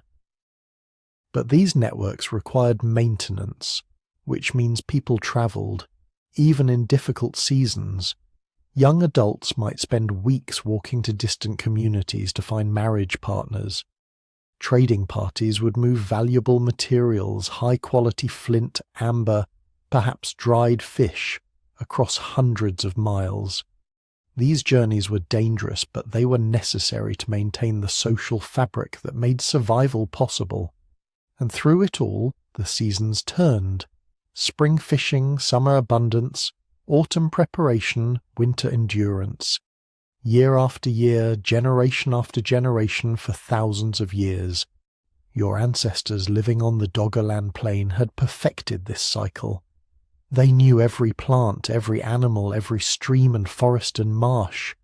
They had adapted to their world so completely that they seemed like a permanent part of it. They had no way of knowing that beneath their feet, beneath the familiar landscape they'd inhabited for thousands of years, ancient peat deposits were compressing under the weight of ice sheets far to the north. No way of knowing that sea levels, held artificially low by the Ice Age, were beginning to rise. No way of knowing that their entire world, the hunting grounds, the fishing rivers, the hazelnut groves, all of it was about to vanish beneath the waves. The drowning was coming, and it would change everything. But nothing lasts forever. not even paradise. Around 20,000 years ago, something fundamental began to shift in Earth's climate system. The planet had been locked in the grip of the last glacial maximum for millennia. Ice sheets 2 miles thick covering Canada, Scandinavia and northern Europe. Sea levels hundreds of feet lower than today. And Doggerland, vast and fertile, stretching between Britain and mainland Europe like a bridge, like a homeland. Then the world started warming, not all at once, not in some dramatic apocalyptic event that people could see and understand and flee from. No, this was different. This was the kind of catastrophe that creeps up on you so slowly that each generation barely notices the change. The kind that transforms the world over centuries, over millennia, until one day your grandchildren's grandchildren wake up and realize that the stories the elders tell about the old lands, those aren't myths. Those are memories of a world that actually existed. A world that drowned while everyone was just trying to live their lives. Here's how it happened. Deep in the Earth's orbital mechanics, something shifted. The planet's tilt, its wobble, its elliptical dance around the sun, all of these factors aligned in a way that brought slightly more solar radiation to the northern hemisphere during summer months. Just a tiny increase, a few percentage points of additional warmth. Nothing you'd notice day to day, but ice is sensitive, especially ice that's been piled 2 miles high for tens of thousands of years. That first bit of extra summer warmth didn't melt the glaciers, it just softened them slightly, created thin layers of meltwater on the surface. But water is dark, and dark surfaces absorb more heat than white ice. So the next summer was slightly warmer at the ice surface, which created more meltwater, which absorbed more heat, which created more melting. This is what climate scientists call a positive feedback loop. Not positive in the sense of good, positive in the sense of self-reinforcing. The warming causes changes that cause more warming that causes more changes. Once it starts, it's almost impossible to stop. Over centuries, the great ice sheets that had dominated the northern world began their slow retreat. In Scandinavia, glaciers that had ground their way south through Norway and Sweden for millennia started pulling back. In North America, the Laurentide ice sheet, a monster of ice covering most of Canada, began its long, slow death. In the Alps, the Pyrenees, the mountains of Asia, ice that had seemed eternal started melting into the valleys below. And all that water had to go somewhere. Sea level rise during this period wasn't uniform.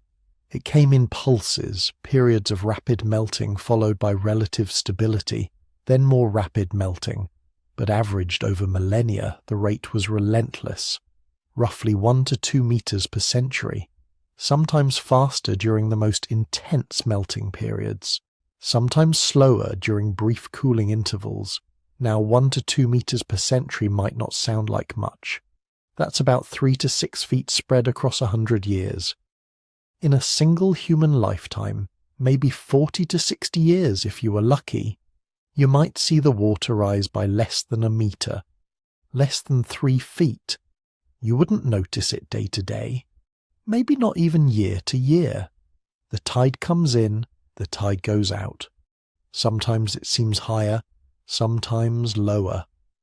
Storms push water farther inland than usual, then it retreats. How would you know that this year's high tide mark is permanently higher than your grandfather's high tide mark? How could you tell that the marsh that sometimes floods during spring rains is actually drowning, gradually becoming permanent water, rather than temporary wetland? You couldn't. Not without precise measurements, not without written records that could compare conditions across generations, and the people of Doggerland had neither. What they had were stories. The elders talking about how when they were young you could walk to that island at low tide, how there used to be good hunting grounds where now there's only brackish marsh, how the old fishing camp had to be moved inland because the storms kept flooding it. For the first few thousand years this wasn't a crisis. It was just change, the kind of environmental shift that hunter-gatherers had been adapting to for hundreds of thousands of years. In fact, initially, the rising waters might have seemed like a blessing. As sea levels rose, the lowest lying areas of Doggerland didn't immediately flood. They became marshland. Vast new wetlands appeared where there had been dry ground, and wetlands are incredibly productive ecosystems. Reed beds provided material for building and basket weaving. The marshes attracted waterfowl in enormous numbers during migration seasons. Fish spawned in the shallow, warming waters. Eels migrated through in numbers that would seem impossible today. The people adapted. Generations of Doggerland families probably lived better because of the expanding marshlands. They developed new fishing techniques for the shallow waters. They learned which birds nested where and when. They figured out how to build structures on stilts or platforms above the seasonal flood levels. They moved their camps slightly higher, slightly farther from the advancing water, but they weren't fleeing. They were following resources, taking advantage of new opportunities. But the water kept rising. By about 12,000 years ago, the changes were becoming harder to ignore. The Doggerland Plain, once a vast unbroken expanse of dry land, was beginning to fragment. The lowest valleys were permanently flooded now, creating new inlets and bays where rivers once flowed to distant seas. The marshlands that had been productive resources were themselves drowning, becoming open water too deep for wading birds, too saline for the fish that had thrived in the brackish transition zones. The great herds that had roamed freely across Doggerland found their migration routes cut by expanding waterways. Animal populations didn't crash immediately, but they shifted, concentrated in the remaining dry lands. This might have made hunting easier in the short term, but it was a false abundance. The ecosystem was fracturing, and the people faced choices. Families that had lived in particular territories for generations, perhaps for thousands of years, found those territories shrinking. The good flint quarries were still above water, but getting to them required crossing channels that hadn't existed in their grandparents' time. The sacred groves, the burial grounds, the places thick with ancestral memory, these were being cut off by rising seas. Some groups moved east, toward what would become the Netherlands and Germany. The land was higher there, safer from the creeping waters. Others moved west to the peninsula that was slowly becoming the island of Britain. Still others stayed, adapting to an increasingly maritime existence on what remained of Doggerland. This gradual migration wasn't a dramatic exodus. It was a slow diffusion over centuries. A family decides to spend more time at their summer camp in the hills because the winter camp floods more frequently now. A generation later, the winter camp is abandoned entirely. Another generation, and the location of the old winter camp is a story the grandparents tell, describing landmarks that are now underwater, referring to places that only exist in memory and myth. Think about what this does to a culture. Your entire cosmology, your understanding of the world, is built around a landscape. That hill where the sun rises on the longest day. That river valley where your ancestors have been buried for 100 generations. That oak grove where the spirits are strong and the hunting is always good. That beach where your father taught you to read the tides and your grandfather taught him, going back to the time before memory. And it's all disappearing. Not destroyed by war or disaster, but just slowly vanishing beneath water that rises so gradually you can barely perceive it. yet so relentlessly that nothing can stop it. The psychological impact must have been profound. Every generation passing down stories about territories that were slightly more extensive than the territories they themselves knew. Every elder talking about a bigger, drier, richer world that their children would never see. It's a form of cultural trauma, this slow loss of homeland. Not the acute trauma of disaster, but the chronic trauma of watching everything you know gradually slip away. And they couldn't fight it.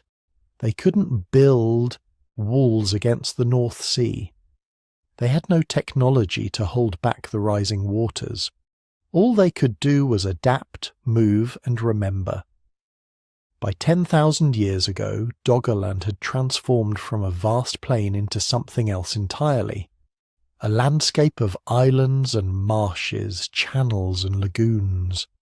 The people who remained became some of the most sophisticated maritime hunter-gatherers in prehistoric Europe. They developed advanced boat-building techniques, creating watercraft capable of navigating the increasingly complex waterways. They learned to read currents and tides with precision that would rival modern mariners. They established seasonal camps on different islands, moving their entire lives according to the rhythm of the sea. Archaeological evidence suggests they maintained extensive trade networks across this fragmenting landscape. Stone tools made from flint quarried on Doggerland have been found on the British mainland and in continental Europe. This means regular boat traffic, people maintaining relationships and exchange systems even as their world literally dissolved around them. But the water kept rising. Each century brought new losses. Islands that had been home to multiple family groups shrank until they could only support one, then none. Channels between islands that could once be forded at low tide became impassable straits, requiring boats even in the calmest conditions. The richest fishing grounds, the places where rivers had once met the sea, creating zones of incredible productivity. These drowned as the sea advanced up the river valleys. By 8,500 BCE, approximately 10,500 years ago, Doggerland had been reduced to a single large island, about the size of modern Wales.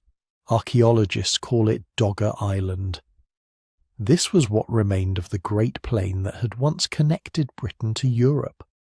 A final refuge for the communities that had adapted, changed and survived through thousands of years of rising seas. But even this was temporary. Even this last island was living on borrowed time. The ice sheets were still melting, the water was still rising, and something else was coming. Something that would transform this slow catastrophe into sudden disaster. The people of Dogger Island couldn't have known that the worst was yet to come. They had survived thousands of years of climate change. They had adapted to a rising sea. They had transformed their entire way of life from land-based hunter-gatherers to maritime specialists. They had maintained their culture, their trade networks, their communities through generations of loss. They were survivors, tested by millennia of environmental change. They had every reason to believe they could continue adapting, continue surviving, no matter how high the waters rose. They were wrong, because sometimes climate change doesn't just creep. Sometimes it strikes like a hammer, and when it does, even the most adapted, most resilient, most resourceful people in the world can find themselves with nowhere left to run. By 6,200 BCE, Doggerland was dying. Not quickly, not dramatically, but slowly, inexorably, like watching someone you love fade away over years. The vast plains that had stretched for hundreds of miles were gone. The forests where your ancestors had hunted auroch and red deer had become salt marshes. The rivers that had carved through the heartland had widened into estuaries, then bays, then open sea. What remained were islands, low-lying, marshy, constantly threatened by storms and high tides. Some were large enough to support small communities, clusters of families who had lived in this region for thousands of years and refused to abandon the land their ancestors had known. Others were barely more than sandbanks, appearing at low tide and vanishing when the waters rose. The people who still lived here weren't naive about their situation. They knew the sea was rising. They'd known for generations, watching it claim a little more territory each year. Their grandparents told stories about when you could walk to what was now an island. Their great-grandparents remembered when that island had been connected to a peninsula. Their great-great-grandparents spoke of a time when the horizon stretched endlessly in every direction, all land, all home. But humans are adaptable, always have been. If your ancestors could survive 117,000 years of near extinction during the Toba bottleneck, their descendants could certainly learn to live on shrinking islands in a rising sea. They had become skilled boat builders, navigating between islands to trade, hunt, and maintain kinship networks. They had learned which areas flooded during storms and which remained dry. They had developed warning systems, ways of reading the sky and sea to predict dangerous weather. They had adapted to slow change. What they weren't prepared for was catastrophic change, and catastrophe was building hundreds of miles to the north, in waters so deep that not even their most adventurous fishermen had explored them. Off the coast of what would one day be called Norway, something was going very wrong with the continental shelf. Here's the thing about underwater geology. It's almost invisible to surface dwellers, but it shapes their world in profound ways. For thousands of years, massive quantities of sediment had been accumulating on the Norwegian continental shelf. We're talking about layers of mud, sand, and organic material hundreds of meters thick, covering an area roughly the size of Iceland. This sediment wasn't stable. It was sitting at a precarious angle on the slope between the shallow continental shelf and the deep ocean basin, and beneath it, trapped in ice-like structures called methane clathrates, were vast quantities of methane gas. As long as the temperature stayed cold and the pressure stayed high, those clathrates remained solid, helping to hold the sediment in place. But the world was warming, had been warming for thousands of years as the last ice age released its grip. Sea levels were rising, and as they rose, the pressure on the continental shelf changed. Water temperatures at depth began to increase, just slightly, just enough. The methane clathrates started becoming unstable. You know what happens when you shake a bottle of carbonated water? The dissolved gas suddenly wants to escape. Now imagine that bottle is 3,200 cubic kilometers of sediment, and the gas is methane, and the whole thing is balanced on an underwater slope. The methane began bubbling out of the sediment, reducing its density, making it more fluid. The slope was becoming less like solid ground and more like a thick slurry. It needed just one more trigger. One earthquake, one tremor, one small geological event to tip the balance. Around 6,200 BCE, it got that trigger. We don't know exactly what it was. Could have been an earthquake, fairly common in geologically active Norway. Could have been just the cumulative effect of methane release finally reaching a critical point. Could have been both. Doesn't really matter. What matters is what happened next. The sediment started to move, not all at once, not like flipping a switch, but like an avalanche. First, a small section began sliding down the slope into deeper water. That movement destabilized the sediment above it, which began sliding too. And above that, more sediment, now unsupported, started moving. within hours, possibly within minutes, an area of seafloor roughly 300 kilometers long and 100 kilometers wide was in motion, sliding down the continental slope into the deep ocean basin. 3,200 cubic kilometers of material. To put that in perspective, that's enough to bury the entire country of Iceland under 30 meters of sediment. It's roughly equivalent to the volume of Mount Everest above sea level, and all of it was suddenly rushing downhill underwater at speeds that may have reached 80 kilometers per hour. When that much material moves that fast through water, it doesn't just slide quietly to the bottom and settle. It displaces an absolutely catastrophic volume of water. The ocean surface above the slide area suddenly rose, pushed up by the moving sediment below. Then, as the sediment spread out and settled in deeper water, that raised water had nowhere to go but outward in all directions. This is how you get a tsunami. Not from the earthquake itself, but from the sudden displacement of water. And this wasn't just any tsunami. The Storegga slide, as geologists now call it, generated one of the largest tsunamis to hit European waters in the last 10,000 years. The wave propagated outward from the Norwegian coast at hundreds of kilometers per hour. In deep water, it might not have looked like much.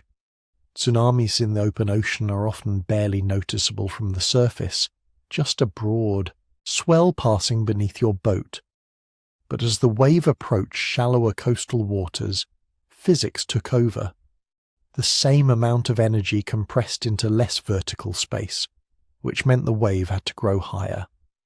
By the time it reached the Shetland Islands north of Scotland, the wave was estimated at 20 meters high. 20 meters.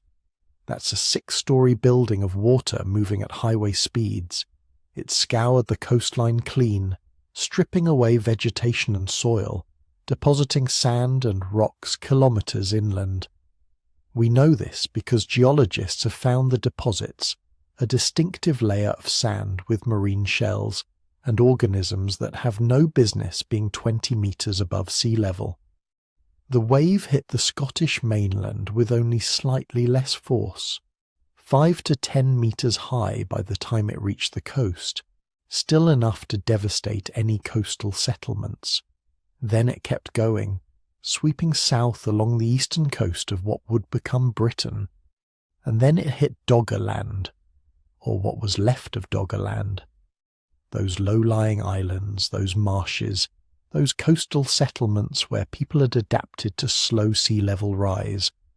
The wave reached them within hours of the initial slide. By the time it arrived, it had lost some energy crossing deep water and shallow banks, but it was still estimated at 3 to 5 meters high.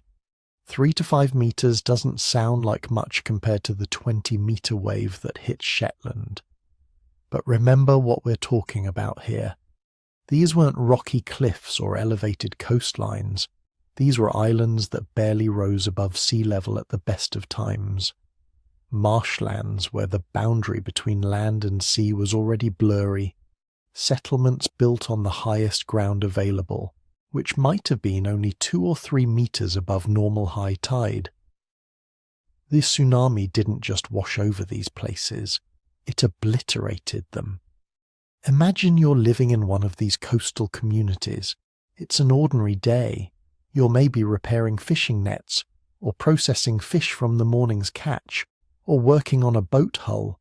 Your children are playing nearby.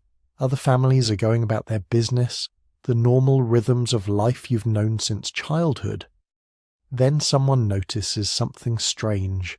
The tide is going out, way out, further than it should, further than anyone's ever seen. Rocks and sandbanks that are normally underwater are suddenly exposed. Fish are flopping in pools that a moment ago were deep water. For a few minutes, maybe you're excited. Easy fish for the taking. Strange occurrence to tell stories about. Then you notice the horizon. Something's wrong with it. There's a line across the water, getting closer, getting taller, and it's moving fast, impossibly fast. By the time you realize what's happening, by the time you could shout a warning or grab your children, the wave is on you. 3 meters of water moving at 50 or 60 kilometers per hour carries the force of a freight train. It doesn't wash over you. It smashes into you, picks you up, carries you inland in a churning mass of debris, sand and seawater. If you're lucky, very lucky, you might be on high enough ground that the wave doesn't quite reach you. Or you might be far enough inland that by the time it arrives, it's been reduced to a fast-moving flood rather than a wall of water. But most people wouldn't be lucky.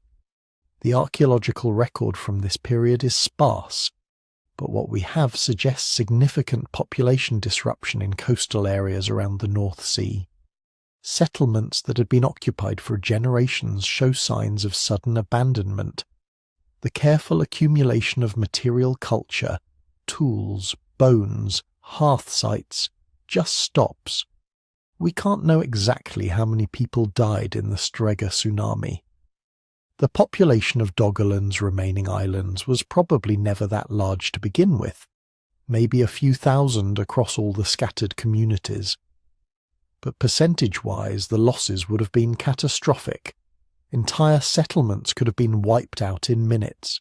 Families that had lived in the same location for hundreds of generations, gone in a single morning. And here's the cruel part. The tsunami wasn't just a one-time disaster. It was also a one-way door. Those low-lying islands that survived, that weren't completely submerged, were fundamentally changed by the wave. The tsunami deposited huge quantities of marine sediment inland, salting the soil and making it useless for the few plants people had been cultivating or managing. It redistributed sand and mud, changing coastlines, and filling in channels that boats had used to navigate between islands. More importantly, it demonstrated that these places were no longer safe. Even if you survived, even if you could rebuild your settlement, you now knew that the sea could rise up without warning and destroy everything. The psychological impact would have been immense. Your ancestors had spent generations adapting to gradual change, learning to live with rising seas, but sudden catastrophic change, that's different. That's the world telling you it's time to leave. And they did leave. Not all at once, but over the years and decades following the tsunami, the remaining populations of Doggerland's islands must have realized their position was untenable. Some probably moved to higher ground in what would become the British mainland. Others might have moved east to continental Europe. Some may have tried to stay, clinging to their ancestral lands until the rising seas finally forced them to admit defeat. Because here's what the Strega slide really did. It didn't just kill people and destroy settlements, it accelerated the final drowning of Doggerland. The tsunami redistributed massive amounts of sediment, changing the seafloor topography. Areas that had been marginally above water were now below it. Channels that had been shallow became deep. The protective barrier islands and sandbanks that had sheltered inner lagoons were washed away, exposing the remaining land to the full force of North Sea storms. Within a century or two of the tsunami, maybe even faster, the last substantial islands of Doggerland disappeared beneath the waves. Some probably persisted as tidal flats, appearing at low tide and vanishing at high tide for a few more generations. But as permanent inhabitable land they were gone. By 6000 BCE, Britain was an island. The land bridge that had connected it to continental Europe for hundreds of thousands of years, that had allowed the first humans to colonize it during the Ice Age, that had supported a unique ecosystem and culture for millennia, was submerged. The story of Doggerland as a living landscape had ended. But geological disasters have a way of preserving what they destroy. The tsunami deposits, Those layers of sand and shells laid down in minutes of violence created a time marker in the geological record. They tell us exactly when the final catastrophe occurred.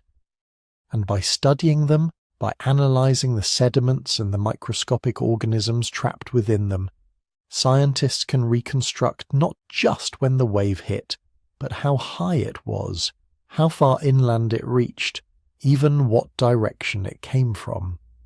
In Scotland and eastern England, these tsunami deposits are still visible today. In some places they're exposed in coastal cliffs. In others, archaeologists find them when excavating ancient settlements. Each deposit is a snapshot of the day Doggerland died, preserved in sand and silt for 8,000 years. And here's the truly sobering part. The Storegga slide wasn't a unique event. It was just the most recent major underwater landslide in that region.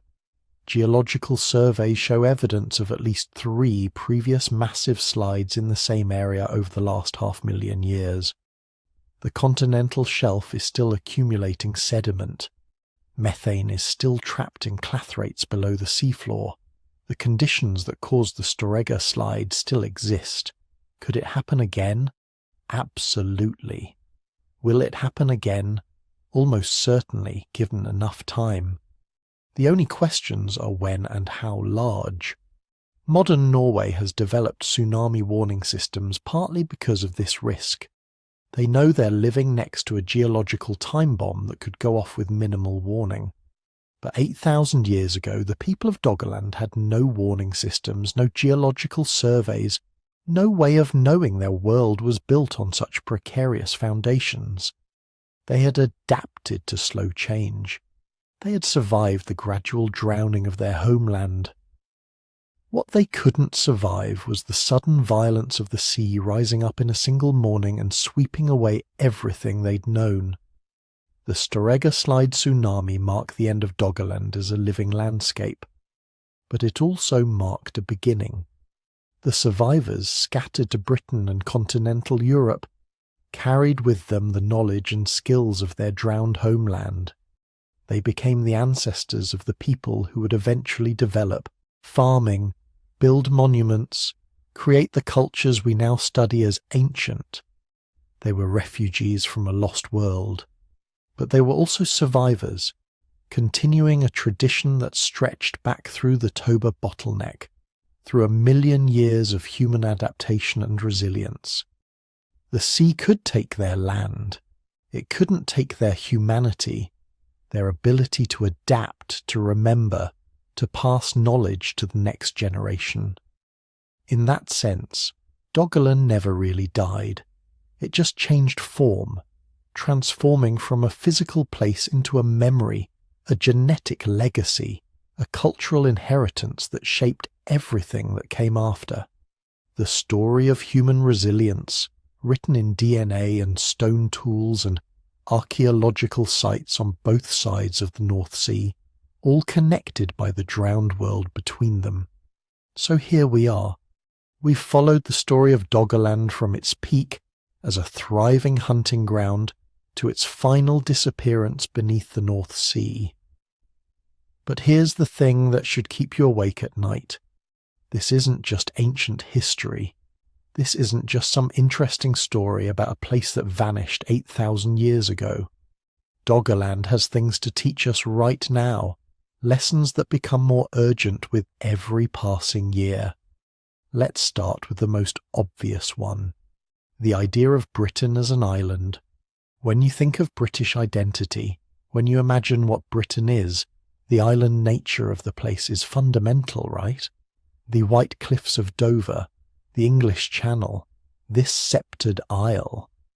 The very concept of Britishness is tied up with being surrounded by water, being separate from Europe, having that natural moat that shaped everything from military history to cultural psychology. But here's what Doggerland tells us. That's not ancient. That's not how it always was. For 99% of human history in that region, Britain wasn't an island at all. It was a peninsula. You could walk from what's now Newcastle to what's now Amsterdam. The Thames and the Rhine were tributaries of the same river system. The people living in what we call Britain and what we call continental Europe weren't separated by water. They were neighbours, connected by a vast plain full of resources and opportunities. The island nature of Britain, the thing that seems so permanent, so essential to the place, is actually a recent geological accident, a blip in time. For the Mesolithic hunter-gatherers who lived there, the idea that their world would be divided by water, that their children's children would be cut off from the lands to the east, would have seemed impossible. As impossible as it would seem to a modern Londoner that their city might one day be underwater. Which brings us to the second lesson, the difference between adaptation and catastrophe. The people of Doggerland had been adapting to environmental change for thousands of years. As sea levels rose, they moved. As coastlines shifted, they shifted with them. As resources changed, they changed their hunting strategies. This was gradual enough that it probably just seemed like normal life. Generations of people living, adapting, surviving. Human beings are actually incredibly good at this kind of gradual adaptation. We're flexible, innovative, capable of adjusting to changing conditions if those changes happen slowly enough. The Doggerland people proved it. For maybe 2,000 years they successfully adapted to a world that was slowly drowning beneath them. But then came the Strega slide. Catastrophic change. Not gradual, not something you could adapt to over generations.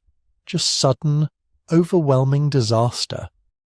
And against that, all the adaptation in the world meant nothing. You can't gradually adjust to a 25-metre wall of water travelling at hundreds of kilometres per hour. You either survive it or you don't. This distinction matters enormously today, because we're living through environmental changes that have both characteristics. Sea level rise from climate change is gradual.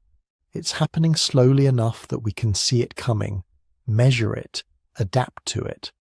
Coastal communities can build defences, relocate infrastructure, adjust. But within that gradual change, there's always the potential for catastrophe. Storm surges, hurricanes, sudden flooding events that overwhelm defences built for normal conditions. The combination of rising baseline sea levels and increasing frequency of extreme weather events means we're facing exactly the same challenge the Doggerland people faced. Gradual change punctuated by sudden disaster. And here's the uncomfortable truth. We're not necessarily better equipped to handle it than they were. Sure, we have better technology, better warning systems, better engineering, but we also have vastly more infrastructure at risk, vastly more people living in vulnerable coastal areas, vastly more complex systems that can fail catastrophically when stressed. Right now, today, there are millions of people living in places that might not exist in 100 years. Bangladesh, the Maldives, parts of Florida and Louisiana, major cities like Miami, New York, London, Shanghai, all facing the same slow-motion disaster that swallowed Doggerland. The difference is we know it's coming. The Doggerland people had no way to predict sea level rise, no way to understand the larger climate forces reshaping their world. We have that knowledge. The question is whether we'll use it more effectively than simply adapting until catastrophe hits. But Doggerland teaches us something else too, something about what we lose when landscapes vanish. The drowning of Doggerland didn't just eliminate a piece of land. It severed connections between populations. It divided cultures that had been linked for millennia. It created the conditions for Britain to develop along its own distinct path, separate from the continent. Some historians argue that the very fact of being an island shaped British history in fundamental ways. The limited invasions, the strong maritime tradition, the particular flavour of British insularity. All of this stems ultimately from the drowning of Doggerland, an accident of climate and geology that happened 8,000 years ago, shaped everything that came after, from the Roman conquest to the Brexit referendum. When we lose landscapes to rising seas today, we're not just losing square kilometres of land.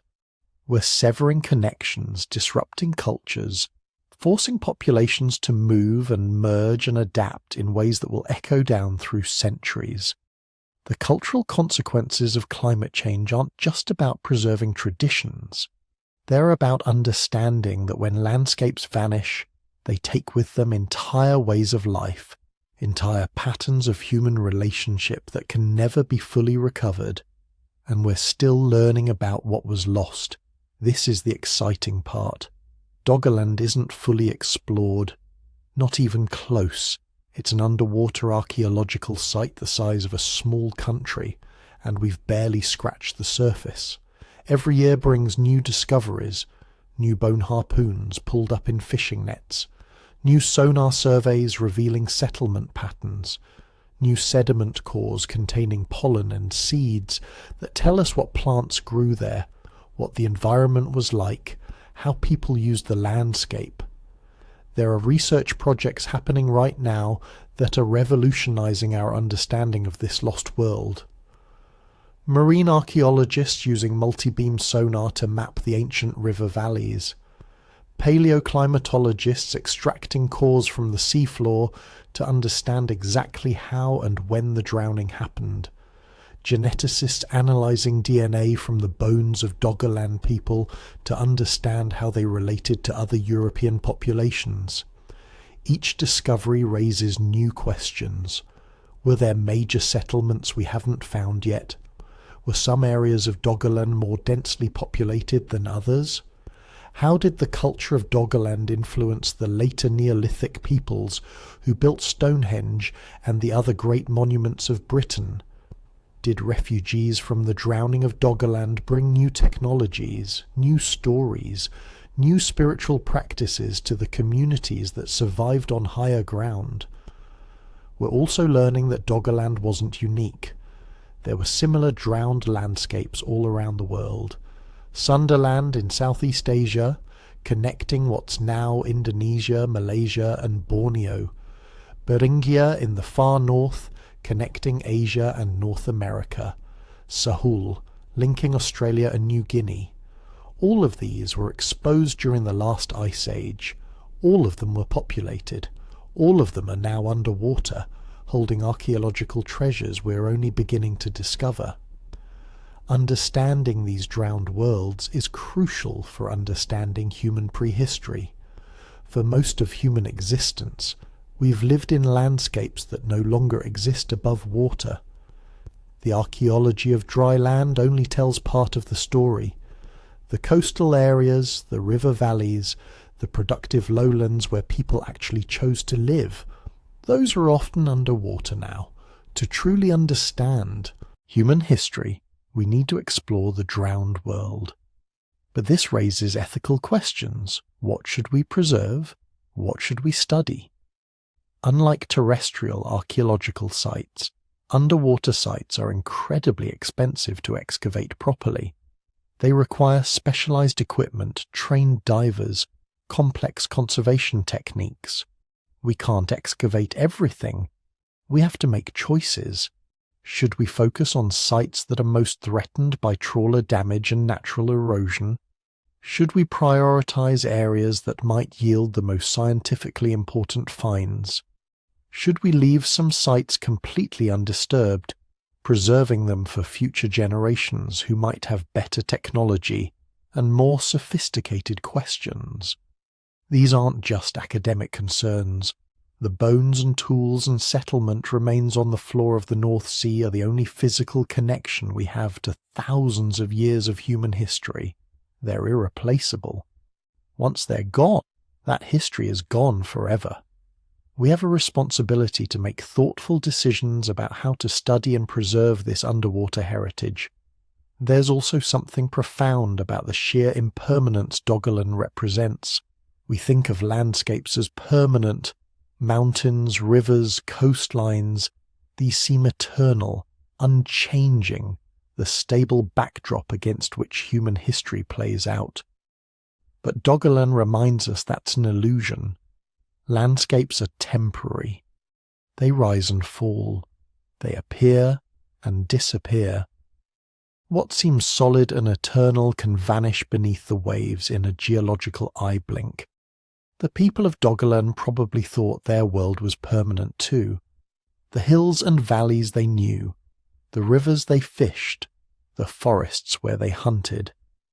All of it felt eternal, unchanging, the way the world had always been and always would be. But it wasn't.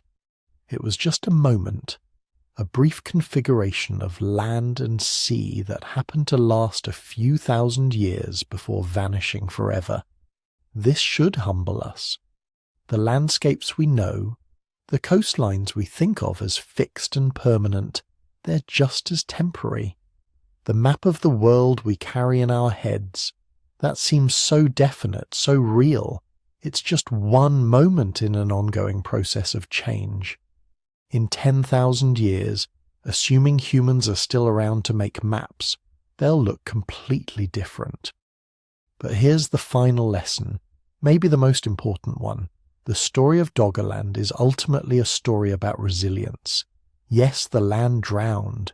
Yes, an entire landscape vanished. Yes, countless generations of people lost their homes, their territories, their connection to ancestral lands. But humanity survived. The people who fled the rising waters merged with other populations, carried their knowledge and skills and stories to new homes, adapted to new circumstances. Life continued. Culture continued. The descendants of Doggerland went on to build the great monuments of Neolithic Britain, to develop agriculture, to create new societies in new landscapes. The loss was real. The trauma was real, but it wasn't the end. It was a transformation. We're facing similar challenges now. Rising seas, changing climates, landscapes under threat. And yes, there will be losses. Real, painful, irreplaceable losses. Communities will be displaced. Ways of life will end. Landscapes people love will vanish. But if we pay attention to the lessons of Doggerland, if we remember that humans have survived landscape-scale changes before, if we maintain the same flexibility and resilience and adaptability that carried our ancestors through the drowning of their world, we might find that we're tougher than we think, that we can adapt, survive, maybe even thrive in a changing world. The story of Doggerland isn't just about loss. It's about continuation, about the human capacity to keep going even when the world transforms around us, about building new homes, new communities, new lives in new places, about carrying forward the knowledge and skills and stories that matter even when everything else changes. That's what Doggerland teaches us today. That change is inevitable, that loss is real, but that survival is possible, that humans are remarkably good at adapting to new circumstances, at finding ways forward even when the old ways are gone, that we are ultimately the descendants of people who survived the drowning of their world, and that maybe, just maybe, we have it in us to do the same. So here we are, at the end of our journey into Doggerland, a world that existed for thousands of years, supported thriving communities, witnessed births and deaths and love and loss and everything that makes us human, and then vanished beneath the waves as if it had never existed at all. But here's the thing about Doggerland. It wasn't just some footnote in European history. It wasn't just an interesting geographical quirk. For thousands of years, this was the heartland, the bridge between what we now call Britain and what we now call Europe, the fertile plain where countless generations lived and died, where children learned to track deer and identify edible plants, where elders passed down stories around fires that have been cold for 8,000 years. Think about what was lost, Not just the land itself, though, that was vast. An area larger than many modern countries drowned and forgotten. But also the knowledge those people carried, the detailed understanding of their landscape, the generations of accumulated wisdom about which plants healed wounds, where the fish gathered in autumn, how to read weather in the flight of birds, all of it gone, preserved only in scattered fragments. A bone tool here, a harpoon point there, the ghostly outlines of ancient river valleys mapped by sonar in the North Sea. We'll never know their stories, the myths they told their children, the songs they sang, the names they gave to the rivers and hills that are now underwater forever. But we know they existed. We know they lived full, complex lives. We know they looked up at the same stars we see, felt the same sun on their faces, experienced joy and grief and wonder just as intensely as we do. And for 6,000 years they survived. Through changing climates, rising seas, transforming landscapes, they adapted, moved, adjusted their strategies. They weren't passive victims of environmental change. They were active agents, making choices, finding solutions, building communities that could weather uncertainty. Until they couldn't anymore. Until the waters rose too high, and the tsunami came and the world they knew disappeared beneath the waves. The survivors carried on, of course. They moved to higher ground, to what became Britain and the Netherlands and Denmark. They took their skills and knowledge with them. We are their descendants, carrying forward the adaptability and resilience that kept them alive through millennia of change. But sometimes, when I think about Doggerland, I can't help thinking about our own world. How the coastlines we take for granted are just as temporary as those Mesolithic shorelines. How the landscapes we consider permanent have been radically different in the past and will be radically different in the future. How the Doggerlanders probably couldn't imagine their entire world disappearing, couldn't conceive that one day, thousands of years later, trawler nets would pull up their tools from the seabed. The lesson isn't simple. It's not just climate change is real or nothing lasts forever, though both those things are true. The lesson is more subtle. It's that humans are remarkably adaptable, capable of surviving dramatic changes, but also that entire worlds can be lost, that the places we love, the landscapes we know, the homes we build, none of them are guaranteed to our children's children's children. The Doggerlanders survived as long as they could. They thrived, actually, for thousands of years in a world that was constantly shifting beneath their feet. That's worth remembering, not as a warning exactly, but as a reminder of both our resilience and our vulnerability. Thank you for joining me on this journey into deep time, for spending this time with me exploring a lost world, imagining the lives of people who walked on land that now lies beneath 100 feet of seawater. If you enjoyed this exploration of Doggerland and the forgotten world of the North Sea, I'd be grateful if you'd take a moment to like this video, leave a comment and subscribe to the channel. It helps more people discover these stories of vanished landscapes and lost civilizations. And I'd love to hear from you. Where are you listening from? What part of the Doggerland story resonated with you most? Did you have family stories about coastal changes, or does thinking about lost landscapes make you wonder about your own home? Leave a comment and let me know.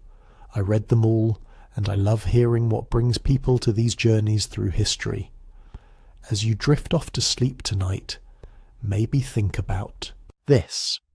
Right now, this very moment, the North Sea is rolling with waves just like it has for 8,000 years. Fishing boats cross waters that were once hunting grounds. Storm surges wash over hills where children once played.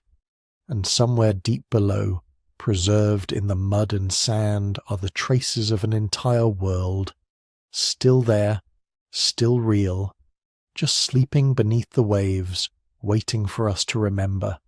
Good night.